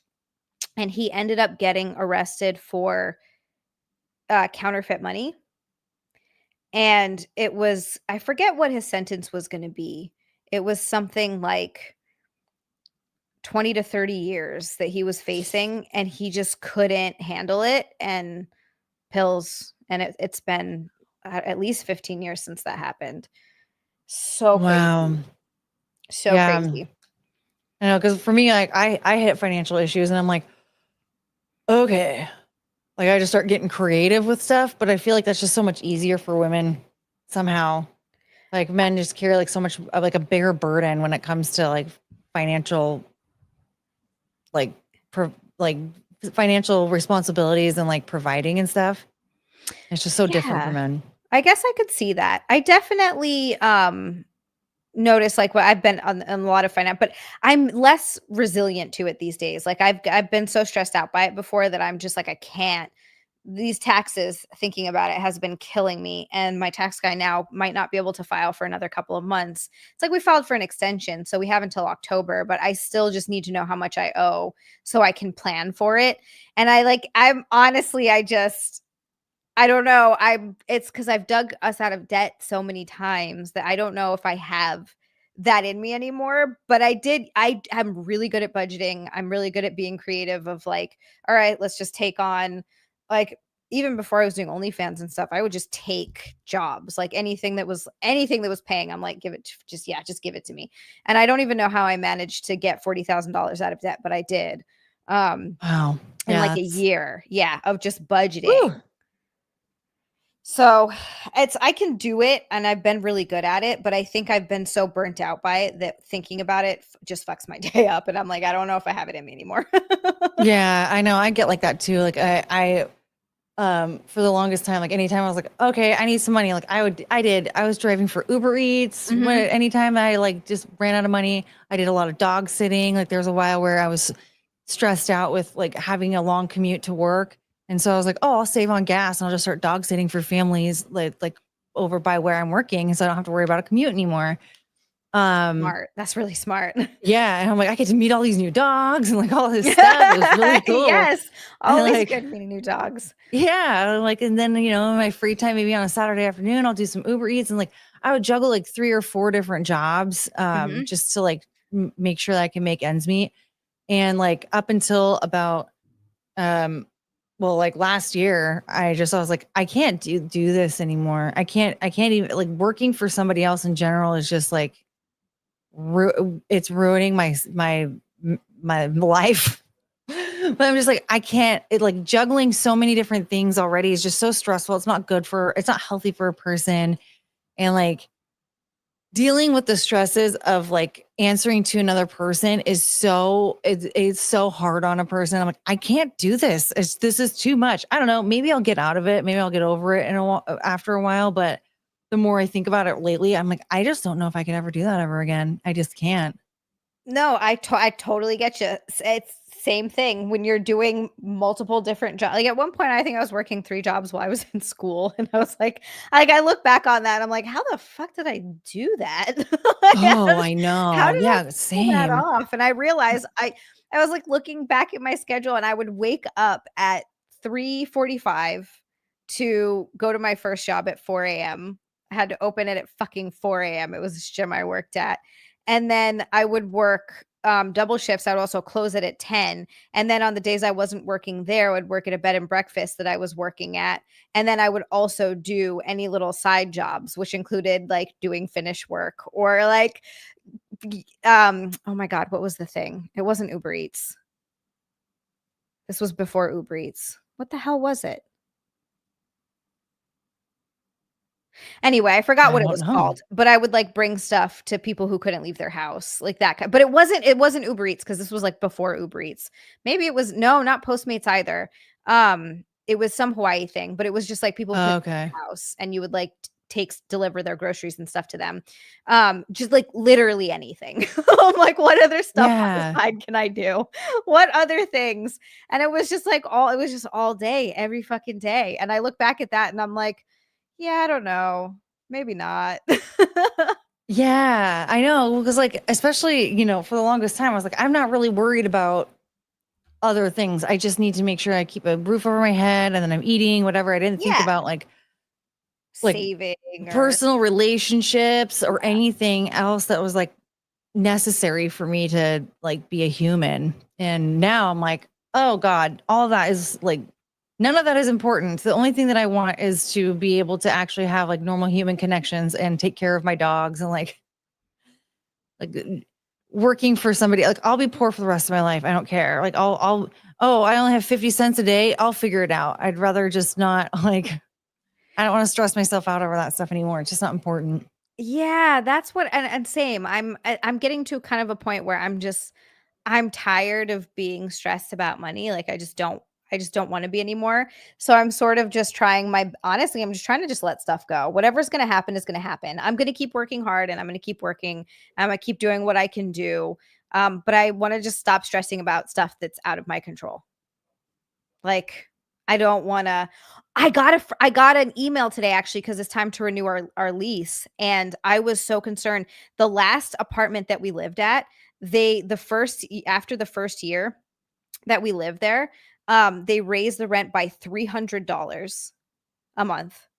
And we renewed that time because we were like, "Okay." It went from, like, 22 to 25. And then we were like, "Okay." that's not terrible. And we were kind of looking around and there wasn't really much else available. Then they raised it another 400 a month the second year after that. So after the 2 years that we moved in, they raised it 700 a month. And so we were super concerned that was going to happen here, but they only raised it by $50. And I was like, wow. hallelujah. All right. I would have fucking moved. My ass would have. I'm not 300. Like, no, go fuck yourself. It's so insane. It's so insane. Man, yeah, that's wild. Rent is absolutely absurd nowadays. Like, I just don't understand. Like, and then the whole like getting a mortgage, like getting a loan for a mortgage, like, oh, okay, yeah, no, you don't qualify for this, even though you would end up paying like $1,500 a month. But because we think that you can't afford it, but you can afford a $2,500 a month apartment. What? Makes no sense. It makes no sense.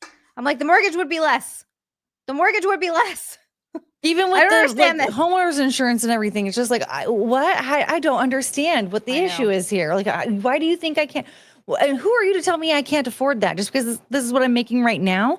Did you not just hear about me working 4 jobs to make ends meet? You think I'm not going to do that again to keep my house? Jeepers, people. I know. I agree. It's so crazy. It's so insane when they do that. They're like, you can afford this much in rent, and you have been paying this much in rent for the past 20 years, but you can't pay less for a mortgage. And you're like, okay, great. Go fuck yourself.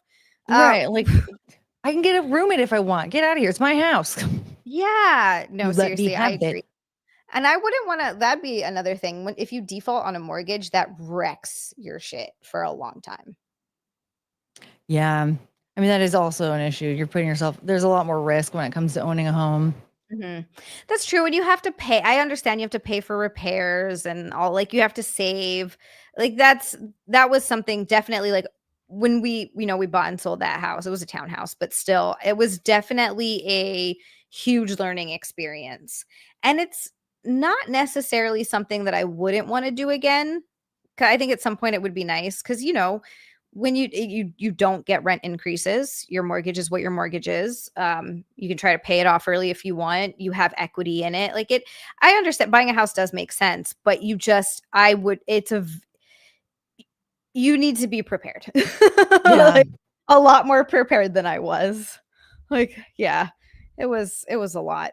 Another Rumble rant from Russell for $1. That wasn't really a money issue, Zia. That was more of fear of 30 years of anal grape issue. I already forgot what we were talking about. I don't know. Well, I don't even know what that was in reference to anymore. Oh, I can't even remember. Well, nope, no clue. Whoops. All right, well, we'll do another question. Yeah, let's do another question. Oh, sorry, Russell, but love ya. Yep, sorry. I don't know what that was in reference to anymore. I need to go find my water. I'll be right back. Okay. I'll wait for you to come back before. Oh, you're still listening. Okay. Yeah, I got you in my earbuds, so I'm still listening. I'm gonna grab my water bottle. Hi. I'm a 16-year-old female and I shower around the same time every morning. And I'm 100% sure that when I enter the bathroom, I always lock the door. But my stepdad, after like 30 minutes, will come by and unlock the door and step inside. And I'll say like, what? And he will just say, yep. Like he's confirming I'm the one in the bathroom.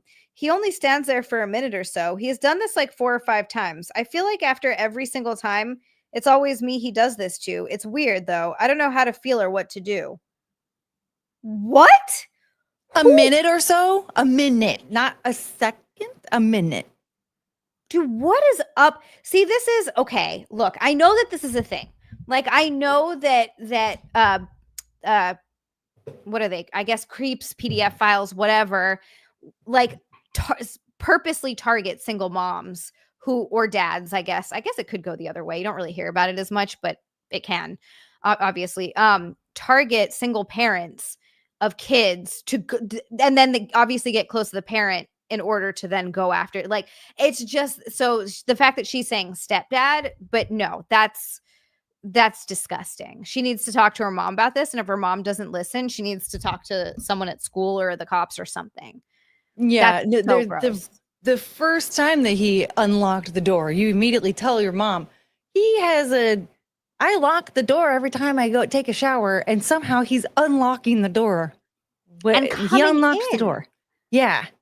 And then just So standing, yep, what? Get the fuck out. yeah, tell your mom immediately. Like, we need to change the lock on the bathroom door and make sure that he does not have a key to it, first of all, and break up with him. Yeah, honestly, I don't understand those parents too that let that stuff happen and don't like get Do the anything person out. about Like, it. yeah, if I had a kid and my kid told me something like that, and unless it was like the kid has a history of lying or something, or I don't know, but like if my kid came and told me something like that, immediately get the fuck out of my house.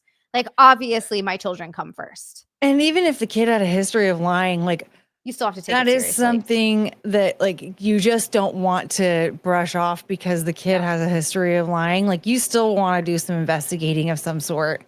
Mm-hmm. Because, like, that's too much of a risk to ignore, no matter how much of like a naughty child the kid is. Yeah. Yeah, no, you should have told your mom the first time the door was unlocked. Mm-hmm. Like, I locked it. Oh, buddy, that has my blood pressure raising. Yeah, That's no, not good. no, this is horrible. I feel so bad for these kids too, because it's like it's not so easy to go out on your own. And she's only 16. It's like you don't want to have to put up with that for another 2 years. That's too long. Like, it shouldn't be happening at all. Yeah. Oh God. That's disgusting. That's so gross. This guy is a garbage person. Yeah, wood chipper. Someone said it in the chat. Fucking wood chipper. Wood chipper, yeah. Yep. Wood In the wood chipper chipper. you go. I'm not here for any of this. No. And to like jump from serious to not serious, or you know what I'm saying. My brain is shutting down. I'm really annoyed at myself. I can't say words. I can't say words good. Healer said, should I put won't try to M your children in my dating profile? Healer, I don't know if I would. I would be hesitant only because that would make me think that is what you're trying to do. Mm-hmm. Mm-hmm. Yep, they're going to be like, this is exactly what a PDF file would say. You just need to be, I mean, I will say, like, people who have kids that are wanting to date, first of all, be hesitant about dating. Don't be jumping in the arms of the first person who pays attention to you, because you have children to be worrying about. Yep. But pay attention to their enthusiasm, okay? If they're trying to move in really quickly, that is a red flag. Especially like if they meet your children and then they're like, we should move in together. That is a red flag. They are trying to get close to your children. Yep. If you are, let's say, if they're spending the night one night and you tell the kids, oh, say goodnight to watch with a very close eye of what they're doing, because they might be just hoping that you turn your back, and that because it's a moment where a kid is going to probably hug or kiss an adult to say goodnight, they might be trying to touch the child inappropriately. So keep a watchful eye in a moment like that, or any moment where they're saying, oh, say goodbye or whatever, or if they're asking for a hug or a kiss. Also with your kids from a very, very, very early age, if your kid, if adults are trying to like hug or kiss your kid and the kid says, no, I don't want to, let them say no. Do not force them to say yes. They're going to be way too confused when they get a little bit older and they're feeling concerned about maybe a creepy adult. And they're like, well, but my mom or my dad trusts this person. And they say that I have to give hugs and kisses to the people that they trust. Nope. So I have to let them do this because they're not going to know the difference because they're little children. Mm-hmm. I don't care who you are. If my kid is not comfortable hugging you, I'm not going to make my kid hug you. Unacceptable. Yeah. If the kids are allowed to have their own boundaries. And don't ever change your kid's diaper in front of people. Bring them into the bathroom, let them have dignity, okay? And same thing, like I remember one time I like went into shock when this happened, even though we were all family, but like, so my grandparents live on the beach. So of course, like when we go out and play, like we have to like rinse off and the hose and like towel off before we go back in the house, or we're going to track a bunch of sand in. Well, I was telling my little cousin once, she was like 5 at the time, we were on the back porch and there were like adults out there. There were like people just milling about in the backyard and stuff. But I was like, here's a towel. Let's just dry you off really quick. And I wasn't even trying to like remove any of her clothing. I was like, we just want to make sure you're not dripping all over the house. And she was like, no. I was like, all right, that's fine. So I went and got her mom and I was like, hey, I'm just trying to get her to dry off. Can you help me out? And she was like, first telling the kid, like, it's fine. It's just Courtney. I'm like, if she doesn't know me very well, they live out of state, so I don't see them very often. And so, of course, when she was like 5, she hardly really recognized me or like didn't see me very often. I'm like, no. She can still say no. I don't care. But then she just yanked her shorts off again, like outside in front of everybody. Didn't even bring her off to the side of the house where nobody was at because again, like we were still outside. But like at the very least, just like pull her shorts out and like shove the hose down like this or something. But no, she just yanked off her clothes in front of everybody. And I was like, oh my God. And I just like, this is not okay. So you're telling her that she should just let me touch her when she doesn't want to be touched. And again, like all I was trying to do was just take a towel and like get her like, you know, like, just whatever. Dry her off. Yeah. And then you're telling her that she has to let me do that when she doesn't want me to. And then on top of that, you're telling her to be that's okay. And she's not going to understand the difference. Like you can make that discernment because you're an adult and you understand the difference. She doesn't. She was 5. Yeah, no, 1,000%, 1,000%. I think that kids should be, because it's the unfortunate reality is there are so many freaking creeps out there. You don't know who they are. And sadly, what ends up happening most is it's someone who's close to the child, like a family member, an uncle, or a family friend, or a close grandparent, whatever it is. I'm sorry. I just don't trust it. And I hate to say that. It sucks. But you need to let kids have their own autonomy and have their own boundaries. Never force a kid to hug. Like I just would never do that. I would never force my kid to hug someone, to get undressed in front of someone, especially if they're uncomfortable. That's unacceptable. To me, that's just unacceptable. Yeah. Like I remember even one time, like I was babysitting when I was like a teenager and the mom came home and I don't remember the whole situation, but she had some dude who was a roommate. Like he wasn't her boyfriend or anything. But the mom was like getting ready. She needed to drop me off at home. And for some reason, though, when we were getting ready to leave, she wanted to change the daughter. So she had 2 boys and a little girl. Okay, so the 2 boys and the adult male roommate were all in the living room, as well as me. And the mom was like, okay, I just want to change you really quick and then we'll go. And she, again, like, strips off her clothes in front of everyone. And the little girl, of course, started crying and like covering herself up. And I was like, horrible. I don't understand why you would do that though. Like, I guess in your mind, you're thinking like, we don't have time to even think about this, whatever. But like, if your kid is already aware of all this stuff, like, don't be putting it in their head that it's totally fine for her to be nude in front of everybody if she doesn't want to be. Yeah.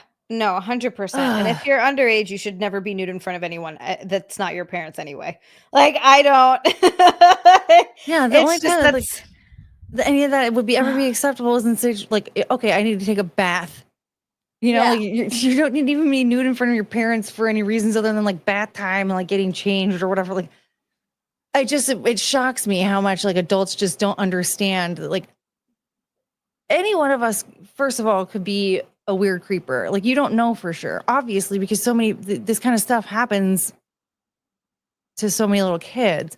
But then secondly, you're just teaching your kid to like not trust their intuition and like to not tell you when something happens that they are uncomfortable with. Yep. Because they're just going to brush it off and go, oh, it doesn't matter. That's all they're thinking is that what you're going to do because you've already told them that it didn't matter. Meanwhile, when a kid is comfortable, it doesn't matter. Like my little brother, when he was like small, he started using the bathroom on his own, you know, after diapers and everything, he'd go poop. He's going to get so mad at me for telling this story. He'd poop and then you'd hear him yelling from the bathroom. And this was just when it was me, my sister, my dad, and my stepmom. This is my half brother. and he would be yelling from the bathroom, "I'm done!" And he'd walk, and you walk in, and he's like this, waiting for you to wipe him because he's like, "I'm done." You walk into the bathroom, and I'm like, at one point, I think me and my sister were like, "No, Logan, we're not wiping you. You're old enough. You need to learn how to wipe yourself." But he just was no fucks given. Come here, peasants. Yeah, he's like, time "Come to wipe train my me. butt, mortals." It was so funny. Oh, he's gonna get so mad at me. But it was good. Yeah, I think it was about when he was like 5 or so that my sister and I were like, no more. You're wiping your own butt. You got to learn, kid. But yeah, I used to change my brother's diaper. Because I was 13 when he was born. So I watched him all the time. I would babysit him. He's peed on me. I know. Thanks And a now lot, brother. I know. Now he's like got a mustache, and I call him and he's like, "Hey, girl, what's up?" And I'm like, "What the fuck happened? I used to change your diaper." Who do you think you are growing up? I know. Speaking of, this has nothing to do with growing up. This is a terrible transition, but I gotta thank freaking Ebony and Ivory. Ebony and mother freaking Ivory have striked again. They have striked again. I got 2 orange boys from each of them. Oh my God. And this is after a freaking red boy from Frank and a 70, which is like well over a pink boy from Mr. Bartholomew. And now we are at squats. My wobbly ass legs have to work out because we're at squats.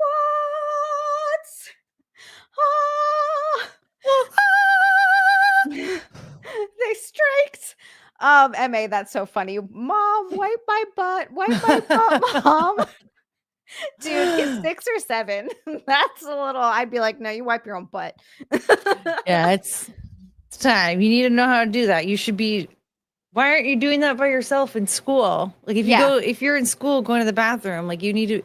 Who's wiping your butt at school? That's a Could you imagine? She's like knocking on the wall in the stall next to the person next to her. Hey, can you come wipe my butt? My butt. Please wipe my butt. And yes, I can't forget the $1 from Fairy Boy. Thank you so much. Ivory's not retarded, Frank. You don't talk about Ivory like that, okay? You be nice. Be nice to Ivory. He's a nice boy. It's how I'm supposed to be talking about yourself, Franklin. No, thank you so much. You guys are amazing. All right, I'm squatting. We're doing some squats. Okay. Whew. This is a lot of working out for today. I just want to eat things too. That's the problem I'm having now. I want to eat stuff. I want to have it go straight to my booty. Okay. Me too. I wish everything I ate just went to my butt. And like same. Never instead it all goes to my gut. It's bullshit. 1. Oh, I'm dropping things. 2. 3. 4. 5. Hi, Chungus. 6. You know what I love about Chungus is she's always just like, she's always like, yeah. She just kind of lets you put whatever position in. She's just like, yep, this is great. Thanks. This is me. This is what I do. I do this. Chunga choo choo. Oh. 9. 10. Ashley, your butt and your gut, first of all, you don't have a gut, are glorious. I've seen enough. There's no such thing as too much of what you've got going on. I'm just going to say that. And I know because I've seen. 1,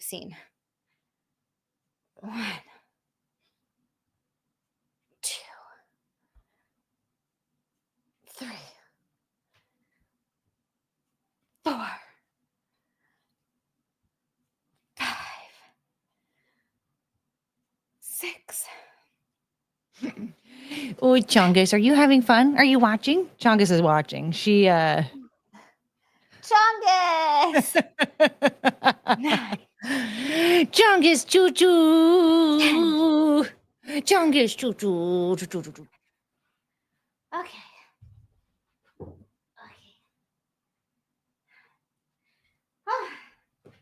Oh my God. You guys, thank you so much for getting me to, first of all, 237 bikini. The streak continues. Woo! Absolutely amazing. Here, we have another sound for that. Yes. and then cat cow with Courtney here, so that we could have sound effects. The noises. Yes. It's so much better with sound effects. It's so much better. And then some freaking squats. Thank you for making me work out. I need it. I need to work out. I've been like I already said, I've been eating like a dumpster fire, but dude, I just want to eat everything. I want to eat more. Oh, same. I have a problem. Like it's too much now. Like I feel like I don't know how to eat like a normal human anymore. I just only eat like I belong on My 600-Pound Life. I've been watching that, Courtney. It's been making me feel so much better about myself. I'm like, you know what? You're not doing so bad. I say as I eat little bits of Rolo wrapping, because I'm not unwrapping them all the way, as I'm shoving them into my mouth, sitting there eating Rolos and watching My 600-Pound Life. And I'm like, well, at least I'm not bedridden. Yeah, at least I don't have to get hosed off in the backyard to shower. Dude, I saw one guy showering out of a bucket. He was showering out of a bucket.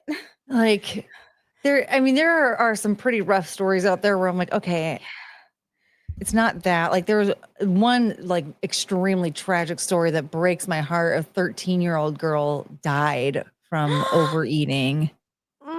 Yeah, like if I remember it correctly, she died like while eating. Like her hand was in a bucket of chicken or something, like or a bag of chips. I can't remember, but she was surrounded by a bunch of food. She was laying on the ground, like on the floor watching a movie, and was just surrounded by food. And I'm like, 13. Her family didn't even give her a chance. Like nobody took any time to teach her. That's straight even up just to, like, yeah, like just to get up and like walk around, even just to be like, yeah, you know what? We can have a fun little smorgasbord night to like just lay out all the snacks and pig out and watch movies. But we don't do that every day. We can do that once a month. Yeah. Or, you know, if we're really active, maybe even once a week. But we have to balance it out with activity, or else it's going to be really hard on our bodies. You got to balance it. That's what it's crazy. Like I'll watch these. Slasher said she died doing what she loved. You're not wrong. Really good. No, you're absolutely right about that. She probably did die happy. But what's crazy? I have to say, like, that would be me. I mean, if you found me surrounded by a bunch of food with my hand still like in a bucket of chicken or whatever, and that's how I died. Like, yeah, I did die. Exactly. I died doing what I love. So I was happy. The taste of fried chicken, it was in my mouth. It was a good day. Yeah. So what was I? Oh, what's crazy to me is like I'll be watching it, and literally they're sitting there interviewing them, and they're sort of narrating over like what they're doing, and almost every single one is like, I can barely get out of bed now, or when I get up, everything hurts. It takes me so long because my joints hurt and my legs hurt, and from the moment I wake up, it's just pain. And I'm like, how was that not enough? Is like just being in constant pain where your joints are hurting. Like literally, forget about a thigh gap. Their thighs are touching all the way down to their ankles. Like their whole legs are rubbing together because it's just like I don't understand it. I don't know, man. After the first like 50 pounds, wouldn't you think like, okay, maybe we don't let this go any further? Yeah, well, like, because I start feeling pain, like, especially if I sit too long, especially on this side, there's like a muscle that just starts to like really tense up really bad, and it will be excruciating. Like I'll try to stretch it, and it hurts so bad, and I'll go on walks, and I can feel it, and like, but I know the more I walk and the more I move around, I'm like, this is gonna feel so much better tomorrow if I just walk it out. I have to move. And that's the only, the light at the end of the tunnel is movement will make me feel better. you know, like, or even when I'm like struggling with like mental anguish, I'm like, if I get outside into the sunshine and I walk around, I will feel better. It's If true. I like, there's like so many things that I know, like, okay, this pizza feels good in the moment, but guess what? If I also eat some fresh produce, I will feel better. Like my brain Mhm. is going to actually be a lot more sad if I keep down this path of fried food. I have to balance it out with something fresh. It will make me feel better. It's just wild to me that like they get to a person can get to a point where like that somehow just doesn't even cross their mind anymore. Like I worked with this lady that was telling me about a dude that he would have like blood vessels burst like out of his skin, and he would Whoa. wake up with like blood on his sheets from his like these like veins bursting in his Oh my legs. God. I didn't even know that could happen. I didn't either. I was like, what do you mean? What? Like, doesn't that hurt? I don't understand. And like, there was one time he went to the hospital and he had to go to like a food rehab thing, and he was there for like a month.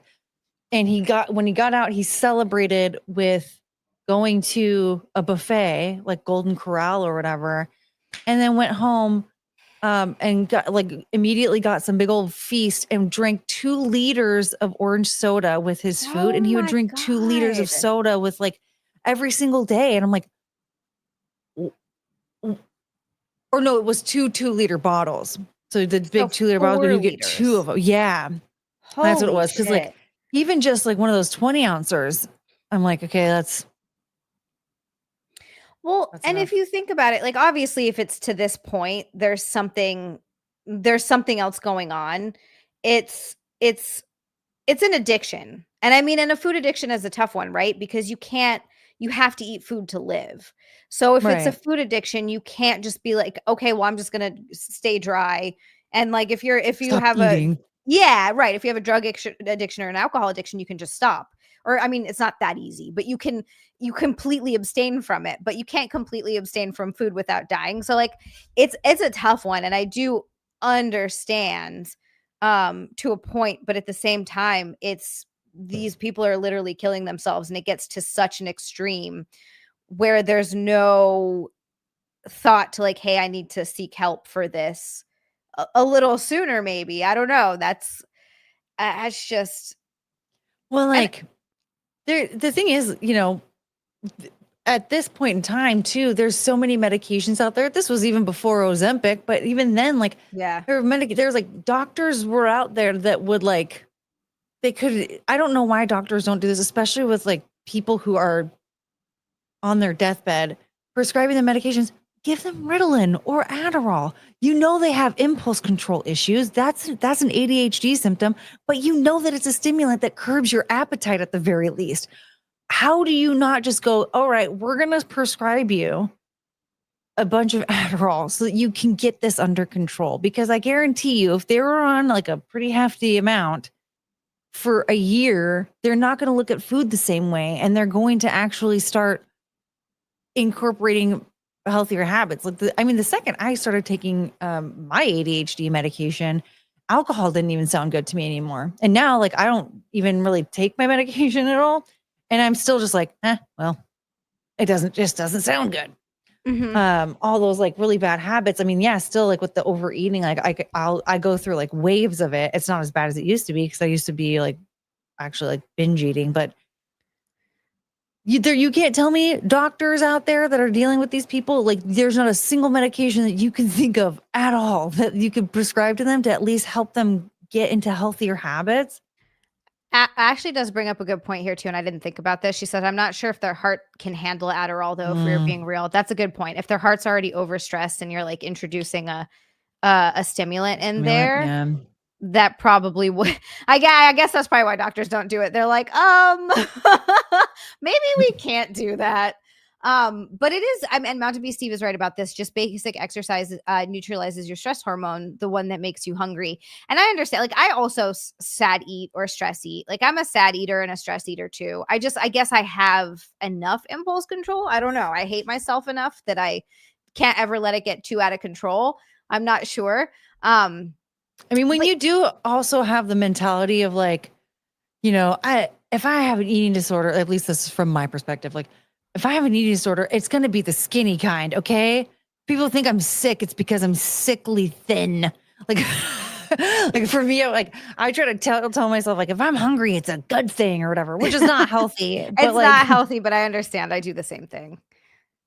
I'm yeah, hungry right now. like, oh man. And I hate the feeling of being hungry. I hate it so much. I've been trying to like push back eating breakfast until later in the day, and like, woo, it's hard. It's a Hard. struggle. I'm like, I'm trying to wait until noon, but 11 o'clock hits and I'm like, okay, I'll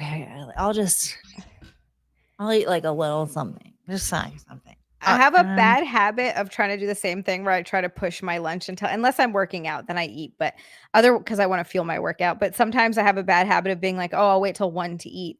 But the problem is then I get really hungry and I'll eat like 3 or 4 Rolos.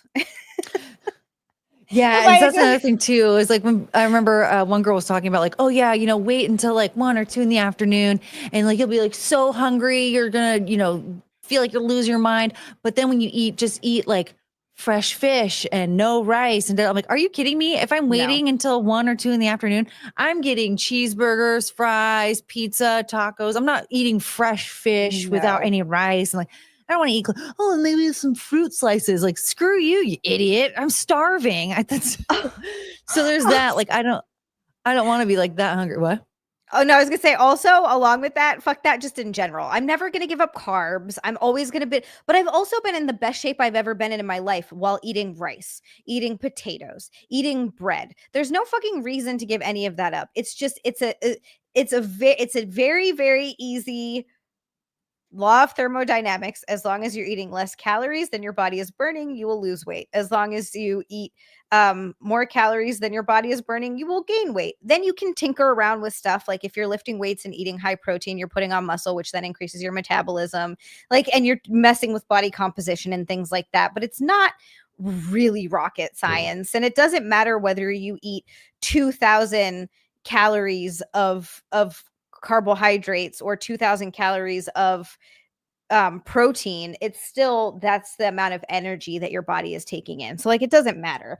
I mean, it does, but it does. Like, it's just the whole idea of like, give it any kind of diet that you're doing needs to be something sustainable for life, and it needs to include fruits, vegetables, carbohydrates, healthy fats, and proteins.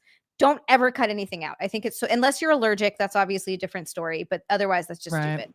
It's stupid. Right. Like when you're dealing with macros and stuff, it's like you're going to still be incorporating certain nutrients. It's just there's some that you're going, like certain macros that you're going to want more of than others, but you still like, you still do want some carbs in your life. Like, you don't want to give them up completely. Some people do. Like I know Jordan Peterson and Michaela Peterson both had like really terrible autoimmune disorders. That's a different story. Yeah, and so like they went on the lion diet, and now like it got rid of everything. But I'm like, I don't have all of those. Like I have one autoimmune disorder where I just have to like, I deal with like lung problems, but that I'm eating only meat is not going to fix that for me. Like I just end up with like, if I end up having like a respiratory issue, I have to have like fermented foods, or else I bust out into patches all over my skin and I look like a leper. Wow. I know, it's really weird. Wow. Wow, I didn't know that. That's so wild. What happens if you just you just end up with, is it like hives? Yeah, what's funny is the last time I had it, it was for your 8-hour stream. I noticed like when I had that little that outfit on, I was like, why do I have red spots on my stomach? And then like a month later, it still wouldn't go away. And I'm like, what is wrong? And like, I even had a couple on my boobs, and it was like anytime I wanted to show cleavage, I couldn't even cover them up with like makeup or anything. Wow. Because like it would just oxidize and get like really dark. So I'm like, what is happening? And finally one day my acupuncturist was like, oh, I can't put this, point in because you have like this red scaly patch. And I told her about it. And then she was like, oh, you should have sauerkraut in the morning. And I'm like, really? What? So I didn't go the sauerkraut route, but I did do kombucha, and I would just drink kombucha before I had coffee, and it went away after like a week. Yeah. Wow. I got like a big bottle of kombucha, and I just had a glass every morning. And then by the time that bottle was gone, cleared up. I have heard that eating fermented foods are really, really good for just everyone in general. And I've been looking into because I have Hashimoto's and I'm like needing to get that sort of taken care of. Like I need to get my thyroid levels checked is what I need a full thyroid panel just to see sort of where I'm at because it's been untreated for 10 years. I haven't really done anything about it. So I've sort of been looking into a little bit just stuff that I can do until I can go get some blood work and stuff. But one of the things that they mention with that and with a lot of things is yeah, kefir, yogurt, fermented foods, pickles, sauerkraut, obviously kombucha is another one. So stuff like that. It's just really good for and they also, what was it? I was reading this study. They think that people, because the longest living people in the world are from this one town in Japan. I can't remember what the town was, but it's this, and they are theorizing that the reason that these people live so long is because they eat so many fermented foods. Because there are That so makes many sense. people. There are so many Yeah, people there that live to be well into their hundreds. Go ahead. Sorry. oh, yeah, well, because especially like in Japan, I mean, they're just known for having really healthy diets anyway. Like they're not really known for like their deep fried foods and Right. that kind of stuff. Like they are known for like steamed rice and fresh fish and all of that. But yeah, with fermented foods, because your gut is like your second brain, and like having like fermented foods that helps kind of like keep things not necessarily cleared out, but it like balances things out. So if you're eating something that might throw things off and like mess with your digestion, the kombucha will like balance that out so that you still have like regular bowel movements and things of that nature. But it has to do with like the microbiome in your stomach too. Like the healthier microbiome is like what boosts serotonin in your brain. Which also will make you live longer because the happy people just don't kill their husbands, remember? They just don't. They just don't. So, it's the same thing with happy people. They also don't, Minecraft themselves either. So, well, they're also starting to think that depression might not be in the brain. It might be in the gut. That makes complete sense. I mean, I've noticed so much the next day, if I eat a certain way, there's always a shift in my mood. Whether it's like a good shift or a bad shift, just depending on what I've eaten the day before. Yeah. So it's 100%. I believe it. Yep. And it's wild too, because it's one of those, we just don't know that much about the brain or about mental health issues. And it's still, they're still learning all kinds of stuff. But I remember reading that they think it has to do with basically your microbiome, and it has to do with your gut, which is so crazy to think about. I know it feels like it's weird to think because you're like, well, no, because when I'm thinking about stuff and I have sad thoughts, so that's in my brain, right? I just automatically assume like that's all happening right here. It's happening right here. I thought though, like if I have a thought, I just feel like it's right here. I don't think it's like somewhere else, right? That's it's such a weird thing to say out loud, but like, so to think that I understand it like foods and stuff. Because when you digest them and they methylate throughout the system, right? Like, oh, this nutrient needs to go here and this nutrient needs to go here. I understand that like that would affect like the brain because there are nutrients that are going to go to your brain that are going to either positively or negatively affect your brain. But to think that it's actually directly related to the gut and not the brain, that throws me off. It's weird, right? It might not be, but it's just or it might be like, as Ashley said, it might be a combination of both brain and gut. Like there's something to both of them. But it was just an interesting theory that they had where they're like, it actually might not be what we thought it was. It might be this. But it could also totally be a combination of both. Or yeah, it could affect your hormones, which affects your mind. I just thought of something that's like kind of embarrassing to share, but I feel like I need to because it's actually kind of funny. I went through like a really like bad breakup, and it was like very shortly after it was happening. And I was like, trying to process all the feelings. And every time I would think about the guy, I would get diarrhea. That's so wild. What a response. Your body is like, no, get it out of here now. Get it out. Like it's so bizarre though. Like I was like, I don't think I even ate enough to like for this to even be for anything to be in there anymore. Like what is going on? But it was just like every time I'm like, I have to go. Sometimes nothing would even come out. It just, I've had this urge and I'm like, I have to, everybody out of the way. Wow, that is such a, and I feel like that should, I don't know if this was a good relationship or a bad relationship, but I maybe should at least tell you that you did the right thing by breaking up with him, because if that's your body's response, then that was yeah. Yeah. It's Yeah, obviously no, it was a causing, very good thing for all of that to yeah, happen. it's definitely causing you a lot of distress if that's your body's natural reaction every time you think about him. You're just like, "Get it out of me." That's Yeah, and I was like, so this has wild. never happened to me before. What is going on?" It was just, I Wow. kept taking it as a sign, like, this has to be out of my life completely. Like, there's no way that I can ever talk to this person ever again. Like, there's just Yeah. no, like, this, it's something that in my body is telling me like that this was bad from the start. How long did that So, happen for? um, it was only like a couple of days, because like, and it was like shortly after a very negative interaction between the two of us. And like, I kept grappling with these feelings of like wanting to reach out to him because I wanted to fix it or whatever. But every time I thought about it, I ran to the bathroom. So I'm like, oh, is my body just trying to keep me from using my phone right now or something? Like, I don't understand. Like, I'm too Honestly, focused on something maybe. else. No, But honestly, that might be that's honestly sounds really legit. Your body is just like, absolutely not. I see what you're thinking up there, brain, and no freaking way. yeah, like, no, we're not. It doesn't matter if she takes her phone with her to the bathroom. She's not going to think about it because she's just going to No. be too confused and very focused on something else. And May said, if that doesn't happen, does that mean it's okay to get back together? I mean, it's at least more possible. It's at least your body's not telling you, get the hell out of here.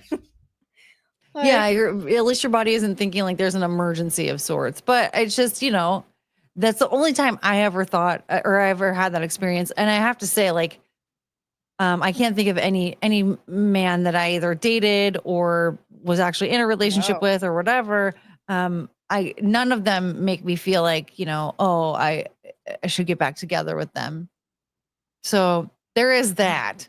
It's You could just, not I mean, pay me and I was like money. on a what? Oh, sorry. I was on this like wild journey at the time too, like very much getting into my like inner Gwyneth Paltrow, like with Love it. meditation and Reiki and Love crystals it. and tarot readings and incense and all this stuff. And so like, I feel like there's like a big spiritual connection there of like, uh, literally looking for any sign to tell me, am I making the right decision and all this stuff. A lot of a lot of emotion processing and all of this. And like, so it actually, all of that makes sense for that experience in that time frame, because if anything was going to give me a sign like, hey, by the way, this guy's no bueno, it would be that.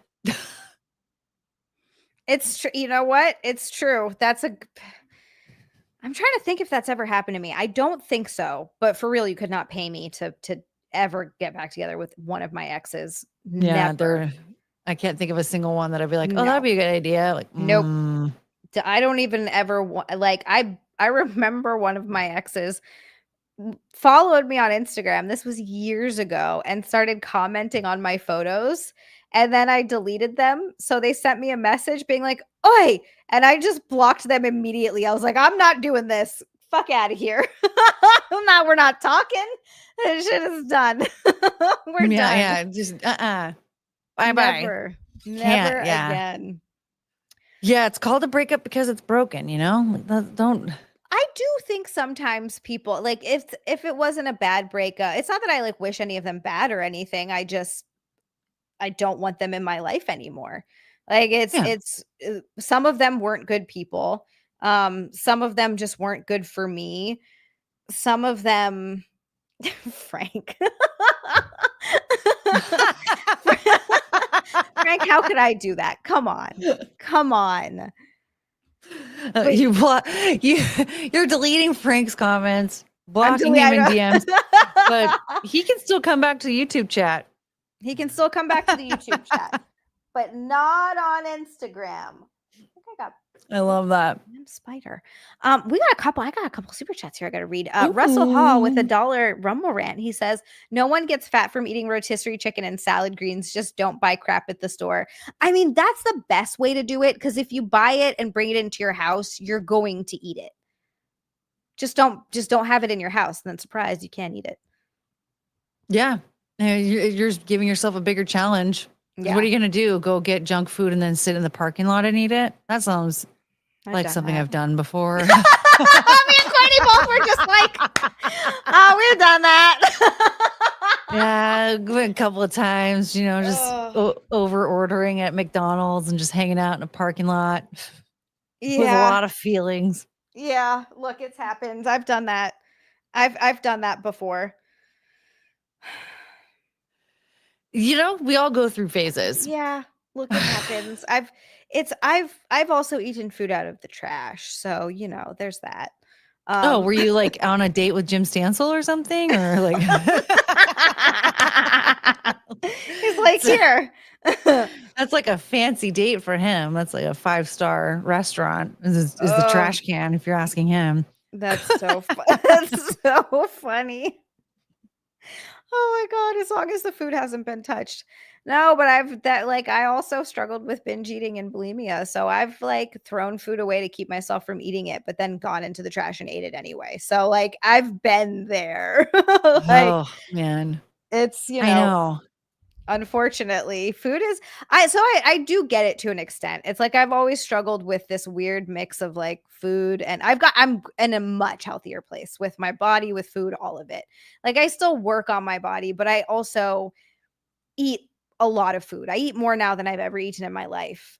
And I'm also in the best shape I've ever been in, and I'm also the happiest and like the healthiest. So even though I still struggle with it a little bit, it's not anywhere near what it used to be. Like it's gotten a lot better. And that's why I just refuse to do any of these strict diets. I won't cut anything out. I'm always going to include everything in my diet. And that also includes junk food.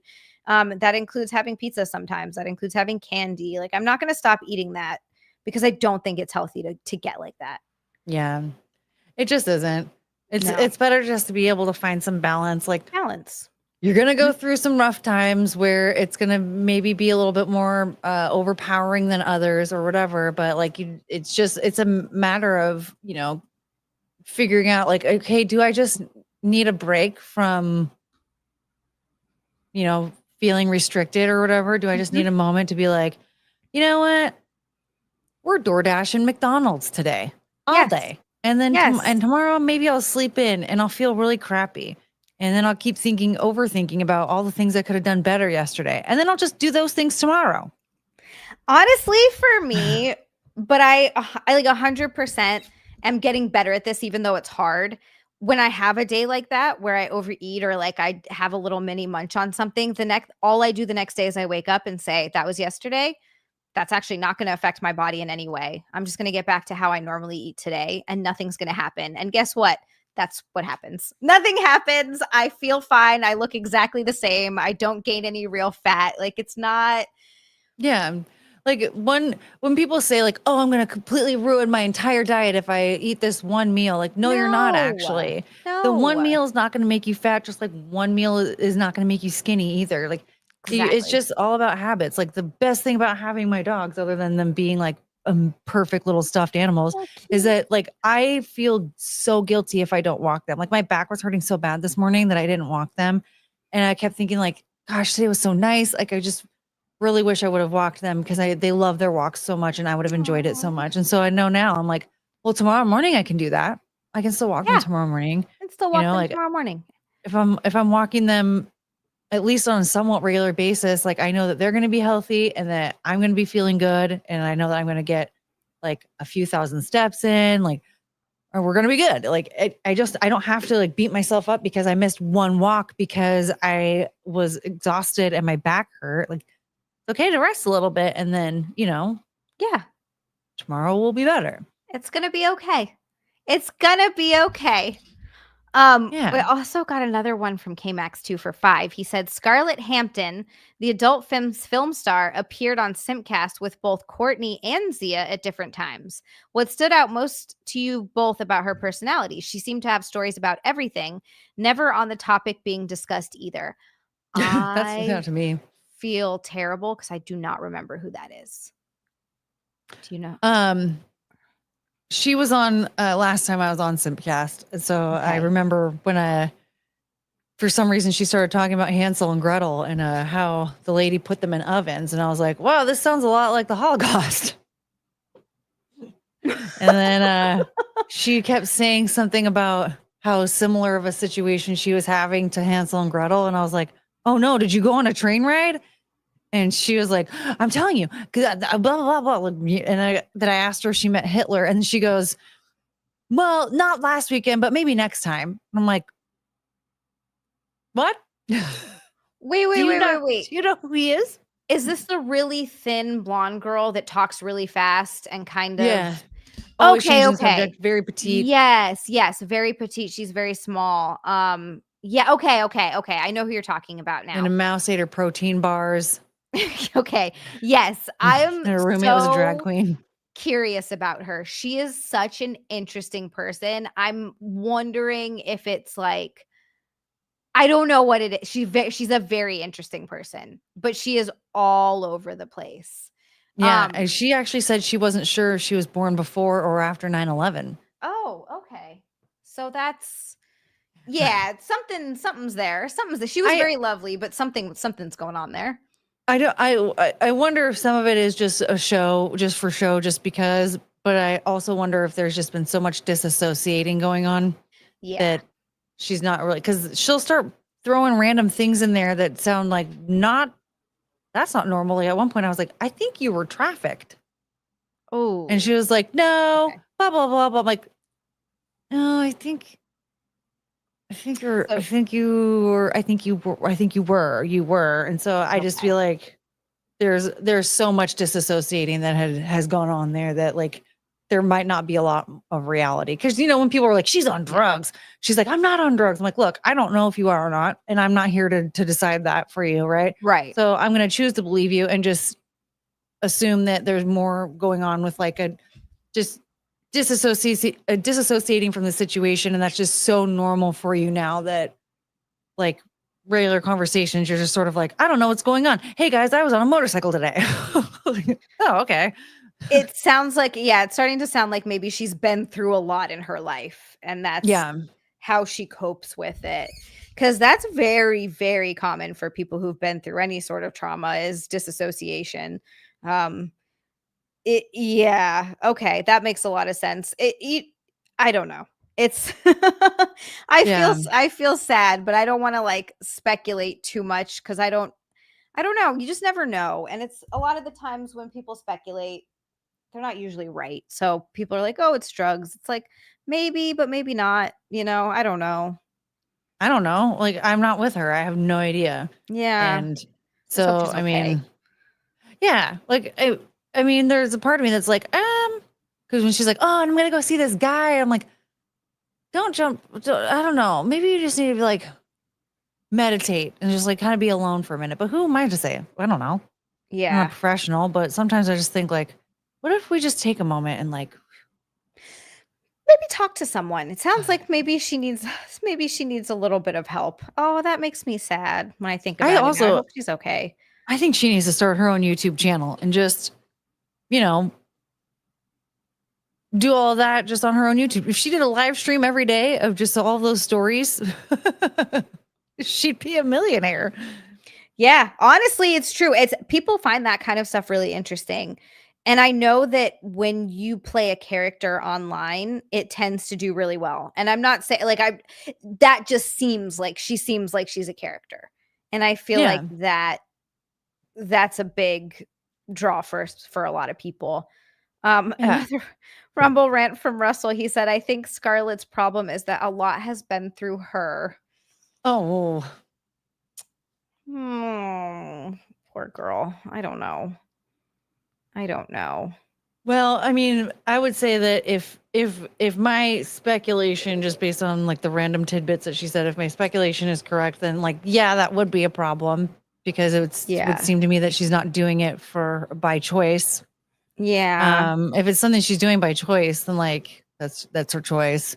But if it's something that's not her choice, then that is a problem. So I don't know.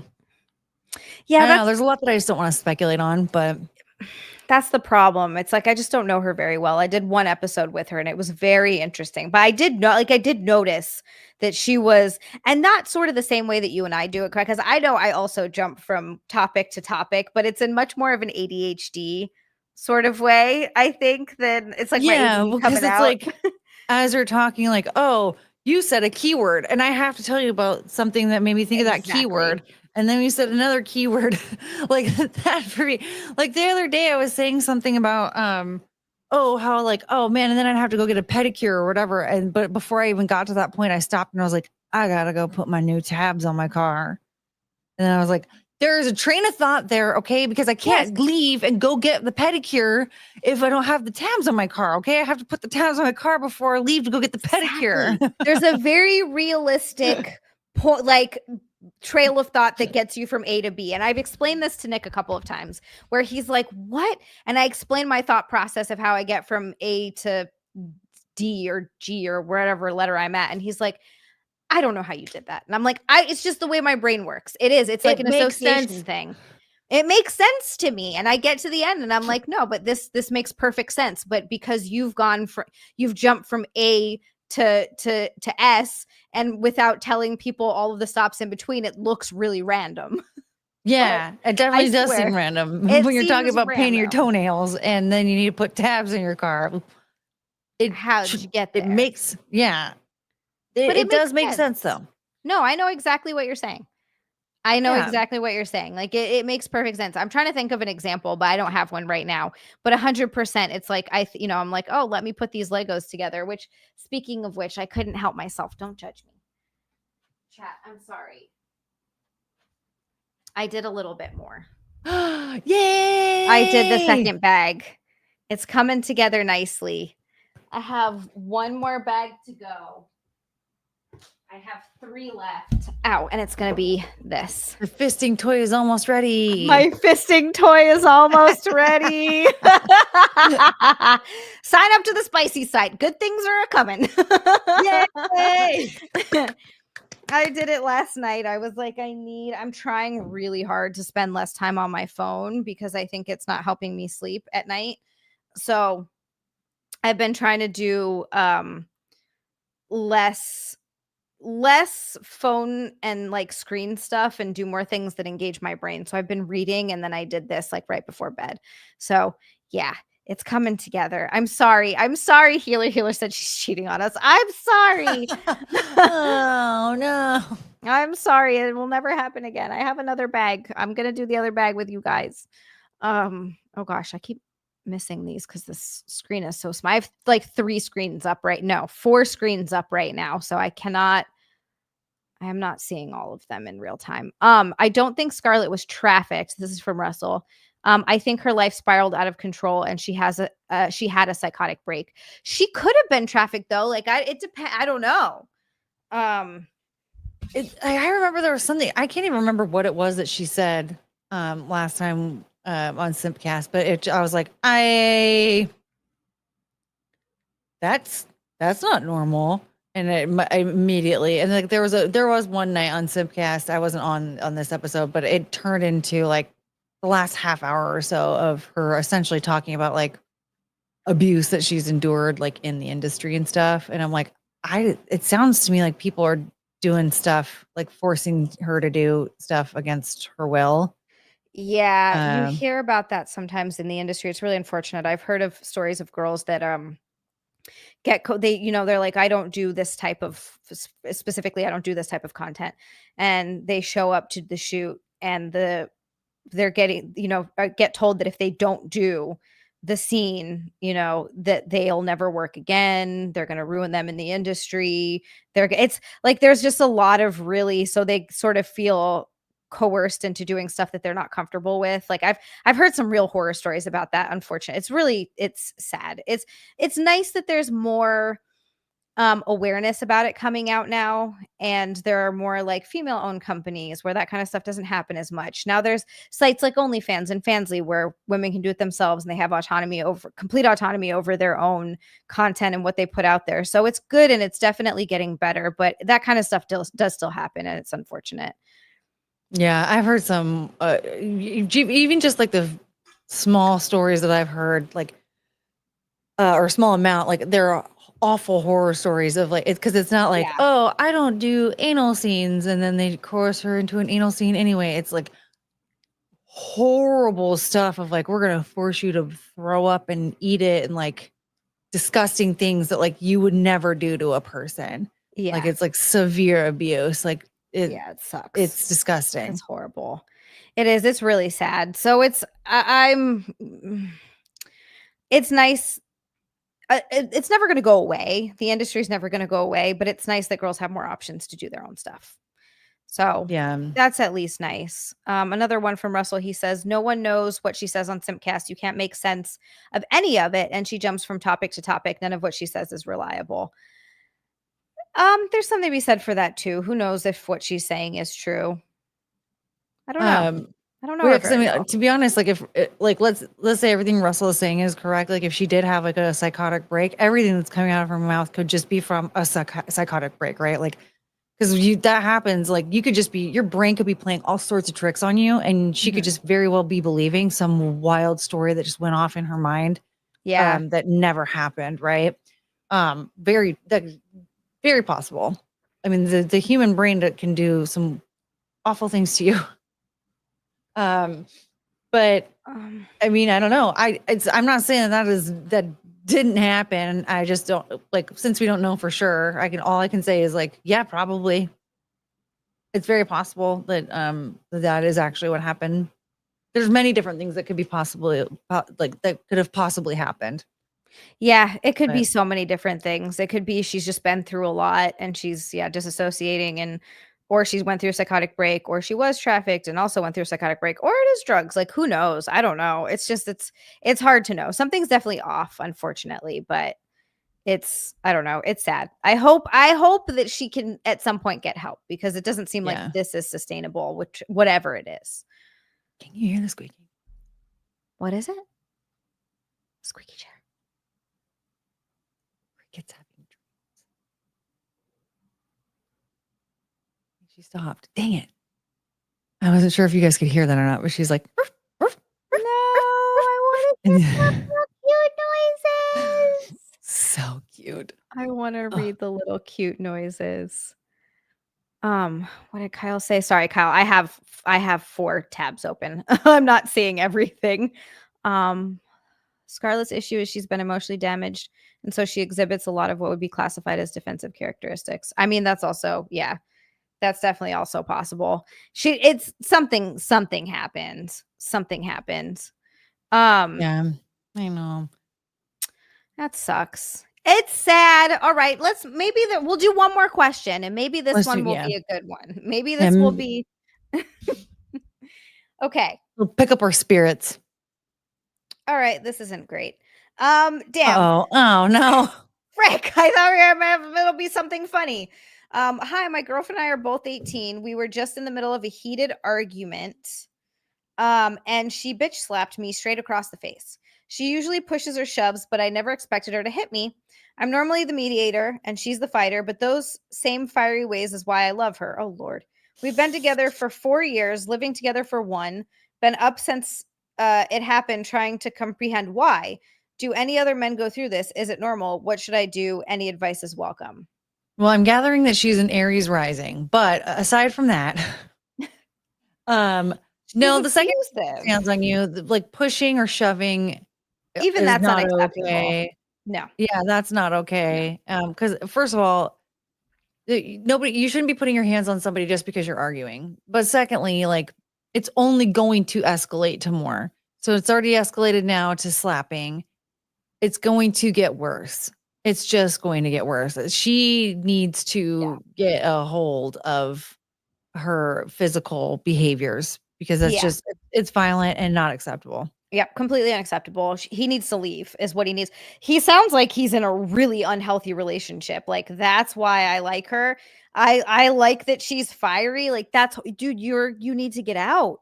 That's not being fiery. That's completely unacceptable. That's being abusive. She's abusive. Yeah. You're in an abusive codependent relationship. None of this is okay. You need to get out of there because it's only going to escalate. It's going to get worse. Yeah, it's one thing to have a woman who's, like, passionate and, like, yells about certain things when she's passionate, right? Like, when I start getting passionate about the Second Amendment or the First Amendment, and okay? It's like how I get passionate when I start talking about taxes. Yeah, We start getting a little worked up. We abolished the IRS, okay? And then we Get rid have of to 'em. abolish TSA and the ATF as well, okay? And, like, don't get me started on the FBI, all right? They Ooh. messed up that child abuse investigation back in the 90s, That's and the a lot of Waco stuff. siege happened because of them.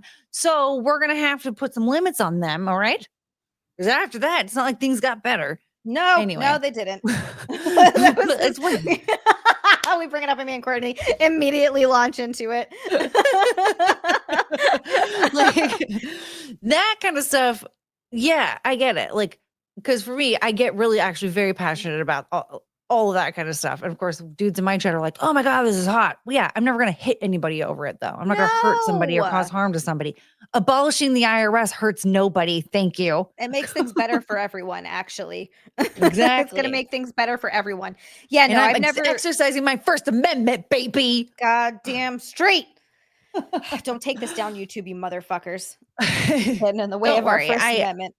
They haven't No, haven't not to threatened me me either. just yet, and that's all I ever talk about. Same. I constantly yell about taxes. But yeah, I thought I've never even thought to hit someone. I've never been so worked up that I would. Also, I feel like sometimes these girls get this idea that's because I'm a girl, the guy can't hit me back. And I still don't think a guy should hit a girl, but you can't. It emboldens some of these women to do things like that and think it's acceptable and it's okay because they're a woman. Yeah. I tell women all the time, don't hit anybody unless you are prepared to get hit back. Okay. Because as much as I think, like, I know men are bigger and stronger than women. And so, like, when I hit a man, it's not going to be the same as if he hits me back, it's definitely, there is a power difference there. Right. Big time. But at the same time, what gives me the right to hit a guy just because I'm weaker than him? Yeah, exactly. No, 100%. I don't think it makes it okay in any way, shape, or form. You can't be like, "Oh, I'm a girl, so it's okay." It's not. It's not okay. So yeah, it's not like, sorry about it, Courtney, but like, unless you turn yourself into Gino Carano, you're gonna get your ass beat if you freaking hit a guy. That's just it. Like, who? Like, he doesn't have the right to hit back. Like, he does. I think that he does. Like, I do. Like, there's a part of me that's like, guys, I get you're angry when a woman hits you. Just, like, consider how much stronger you are, and, like, try not to, like, bust her teeth or lay her out on the ground or whatever. Thought on that too. That's sort of my thought on that too. But it's but it's at the same time, I can't. Like, I've seen a girl get up in a guy's face on a train video, and then the guy, just hit her back, and I was kind of like, I mean, you were trying to beat the crap out of this guy. I don't know what you thought was going to happen. Yeah, like, there's a part of me that's like, that goes, oh God, why? But then the other part of me is like, well, what else? Like, was he supposed to just sit there and take it? Yeah. Like, no, I'm sorry, but ladies, don't hit a man. Just don't hit a man. Don't be the first to hit a man. If a man hits you, shoot him. Boom. Okay. Well said. Right there. Let's go. Like, stay strapped, babies, because, like, don't be the first to hit, but never. Don't start it. But guess what? You can finish it. Yeah. You're the one to finish it. That is fan-fucking-tastic. No, it's the same thing with literally any relationship. I would say this to a guy and I would say this to a girl. If they ever lay hands on you, and I'm sorry, pushing counts. You can't push people and be like, that's okay, they didn't hit me. You need to make a plan to get the fuck out of there. Yep. Yeah, no, like violence is not the answer when you're arguing with your partner. No. Okay. I didn't realize this. Apparently, domestic violence among lesbian couples is like shockingly high. I didn't realize the stats were so bad, but apparently it's like really bad. I didn't know that. Yikes. That's Yeah. terrifying. Cause Yeah. like when you hear about how like, when women are in violent relationships, it takes them like seven times to actually like officially leave the relationship permanently, and Mhm. like how dangerous that is for either party. I mean, because when women get violent and dominant in a relationship, it can be very scary because we know that we're weaker than men, right? And so it's not just like, oh, I'm practicing my MMA fighting on him every night, right? Like it's worse and worse, and can become very deadly for men, just in a different manner. Like Mhm. women could be murdered at like with their by a man's bare hands, but women start thinking like, oh, I'm gonna present a knife now because my fists aren't strong enough, Yep. and I have to beat the crap out of my boyfriend, right? Or then they start, filing false police reports, and men are in jail for things that they didn't even do. Yeah. That's another thing. Like, okay, Ben, if you're not worried about getting murdered, because like I get it. Sometimes I'm just like, I don't care, whatever. Just take me out if it's my time. Don't care. But You're if like, "It's you're, my time, it's my time. Go on." You just lay there and yeah, he's like, "I don't know what to do now." And you're like, "Come on, just get it over with." Completely all diffuses the situation. He's like, "Well, now I don't want to."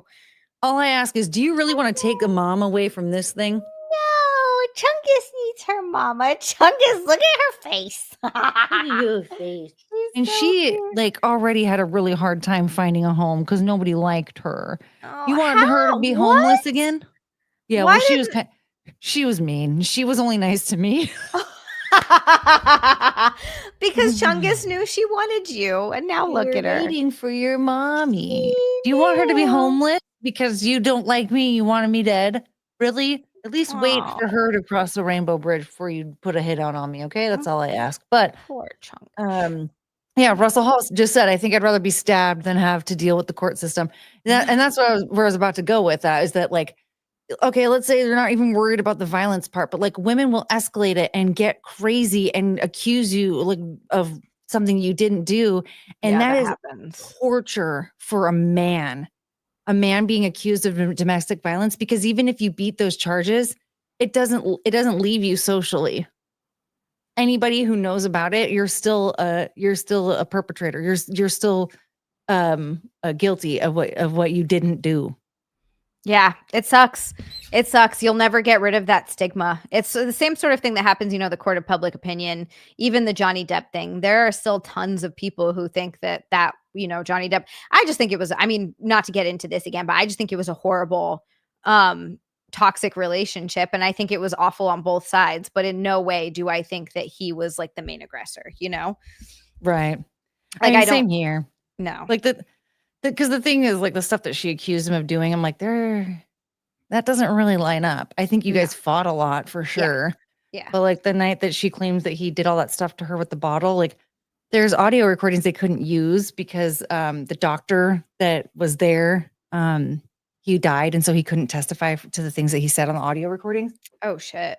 But it was the night that she cut off his finger with the vodka bottle. Jesus Christ.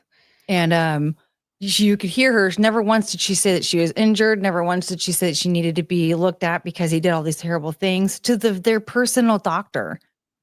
Instead, all she was saying was, "Oh my God, he's gonna hate me. Oh, I don't want to leave right now." She kept saying she didn't want to leave. Why wouldn't you not want to leave if somebody assaulted you with a bottle? Yeah. Um, and she was afraid of him hating her. And the doctor was like telling the nurse, like, give her, what is it, like a Sequal or whatever, like the sedative. He's like, give her 50 milligrams. And the nurse was like, she normally only takes 25. He's like, I want her to get the hell out of my face and shut the hell up. So give her 50. Like, Damn. it had nothing. There was no, all of those audio recordings, there was no evidence at all that she had any type of injuries that needed to be looked at or treated.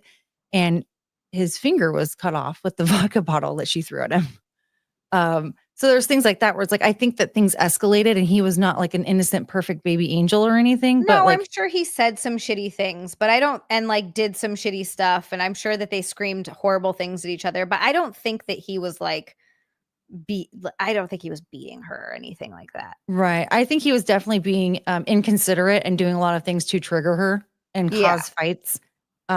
Perhaps even just for the excitement or whatever, but she would definitely escalate them and uh absolutely. there was a lot of problems there.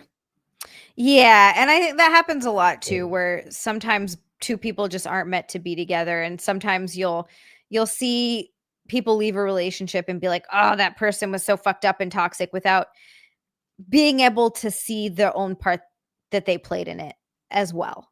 Because it's and I'm not saying it's not. Sometimes it is one sided. Sometimes it's one person, and sometimes that person's super fucked up. Yeah.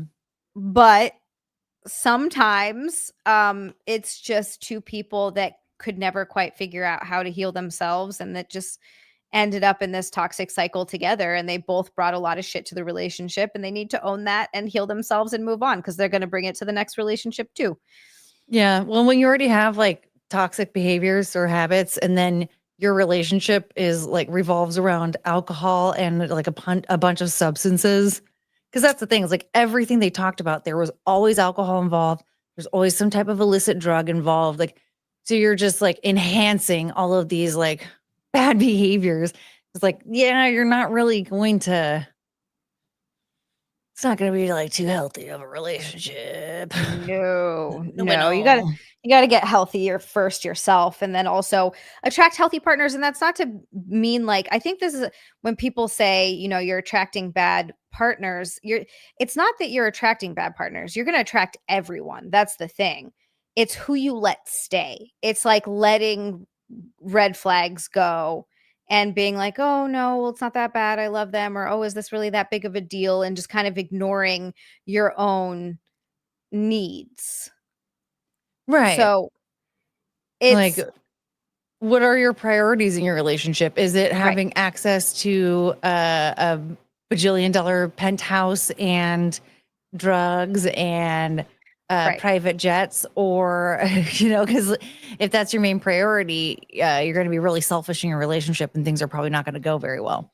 Yeah, exactly, exactly. Or do you want a relationship that's built on mutual, respect and trust and love and both of you, learning how to communicate properly.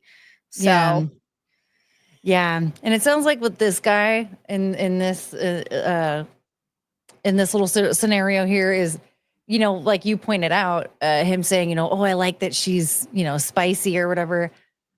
He is probably instigating things, or at least like if something is already instigated, I would imagine he's probably letting things escalate somehow, some way. He might be doing things that are purposefully setting her off so that he gets to see her be more spicy well, because that's what he says he likes. he might be addicted to the highs and lows. Some people get into these relationships where they get really addicted to the highs and the lows. So they either consciously or subconsciously like to be in that sort of drama, I guess, or whatever is what's the word I'm looking for?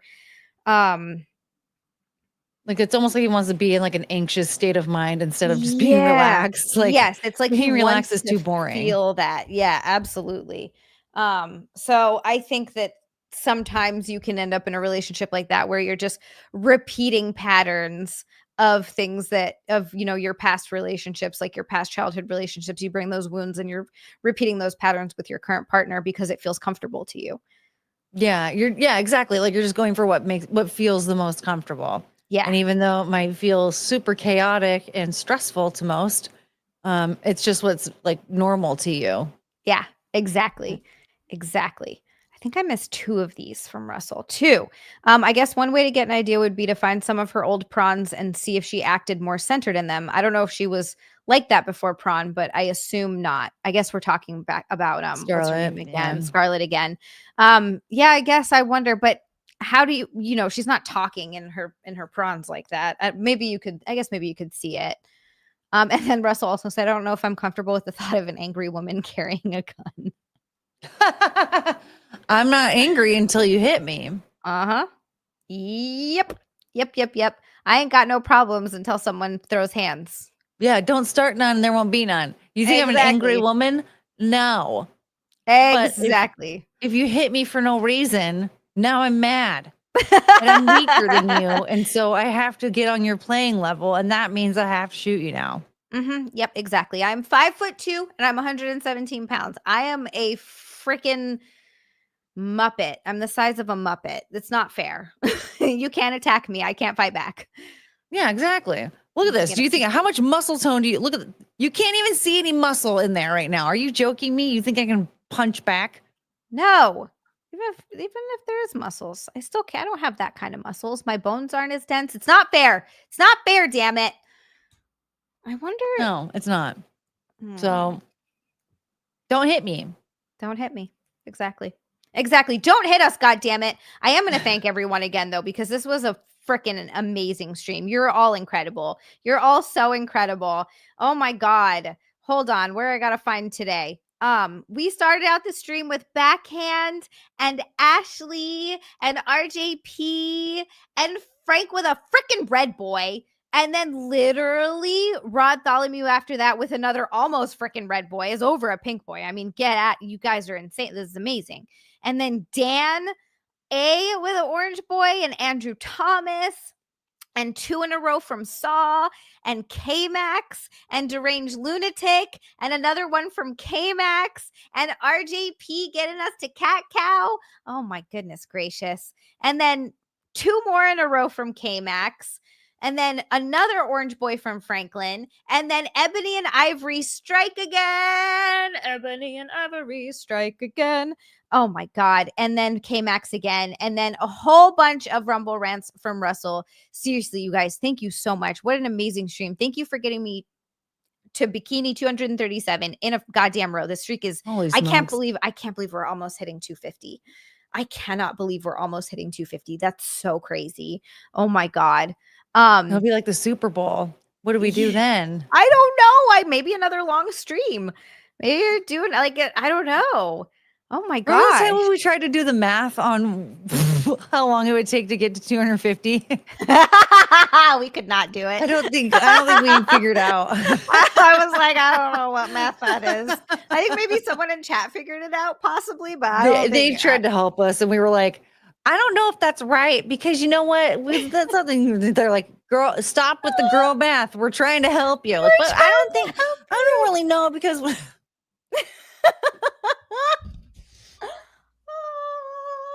I'm gonna do a little. I don't know. Do math. I still am like, oh, okay, wait, what if you? No clue.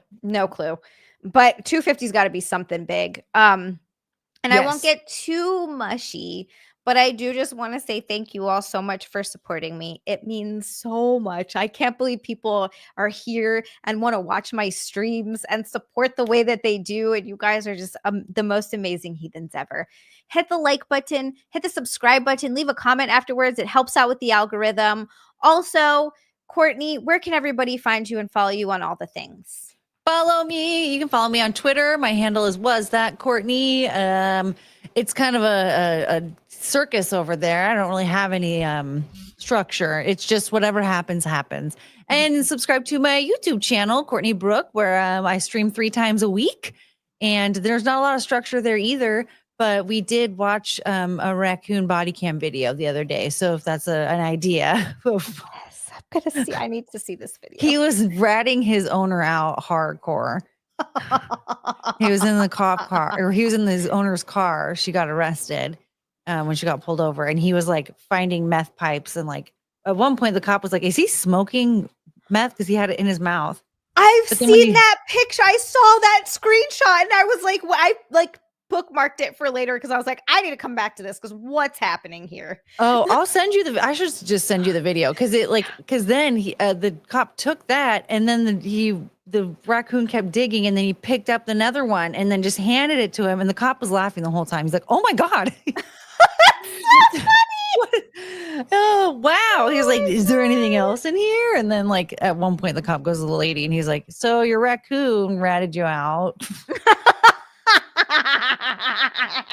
They should have given him a Raccoon's a job little on the narc. police force, to be honest. They I should don't know. have just let him root around in there and grab out drugs. Yeah, just like let him keep going. Oh, I love it so much. I love it so much. That makes me so happy. I need to Oh, it see was so that. cute. Yeah, no, I'm gonna have to Ah, send it to you. yes, 'Cause, please. Thank you. yeah, well, no, that is a favorite. We watch Taylor Shabus quite often because she's our girl. We love her. If you I'm gonna I think need you to learn guys more about Taylor Shabus. I I'm love, gonna need to love her. learn for WrestleMania. Like, I'm gonna need to see all of this. WrestleMania, and she makes this weird noise. She's like WrestleMania when they Okay, I'm tackle gonna her. watch this. It's so good. Yes, so that Oh, is the that's fun so we have funny. over there. Okay, cool. Then go follow Courtney everywhere. Subscribe. She's amazing. She is awesome. She deserves all of your support. I don't know if I do, but Jesus Christ, I appreciate it so much. Thank you guys again for watching. I love all of you. I will be back on Sunday at 9 p.m. Eastern with snacks. Until then, hold on. I think I can do this right. Hold on. I think so. I can Z on Sunday.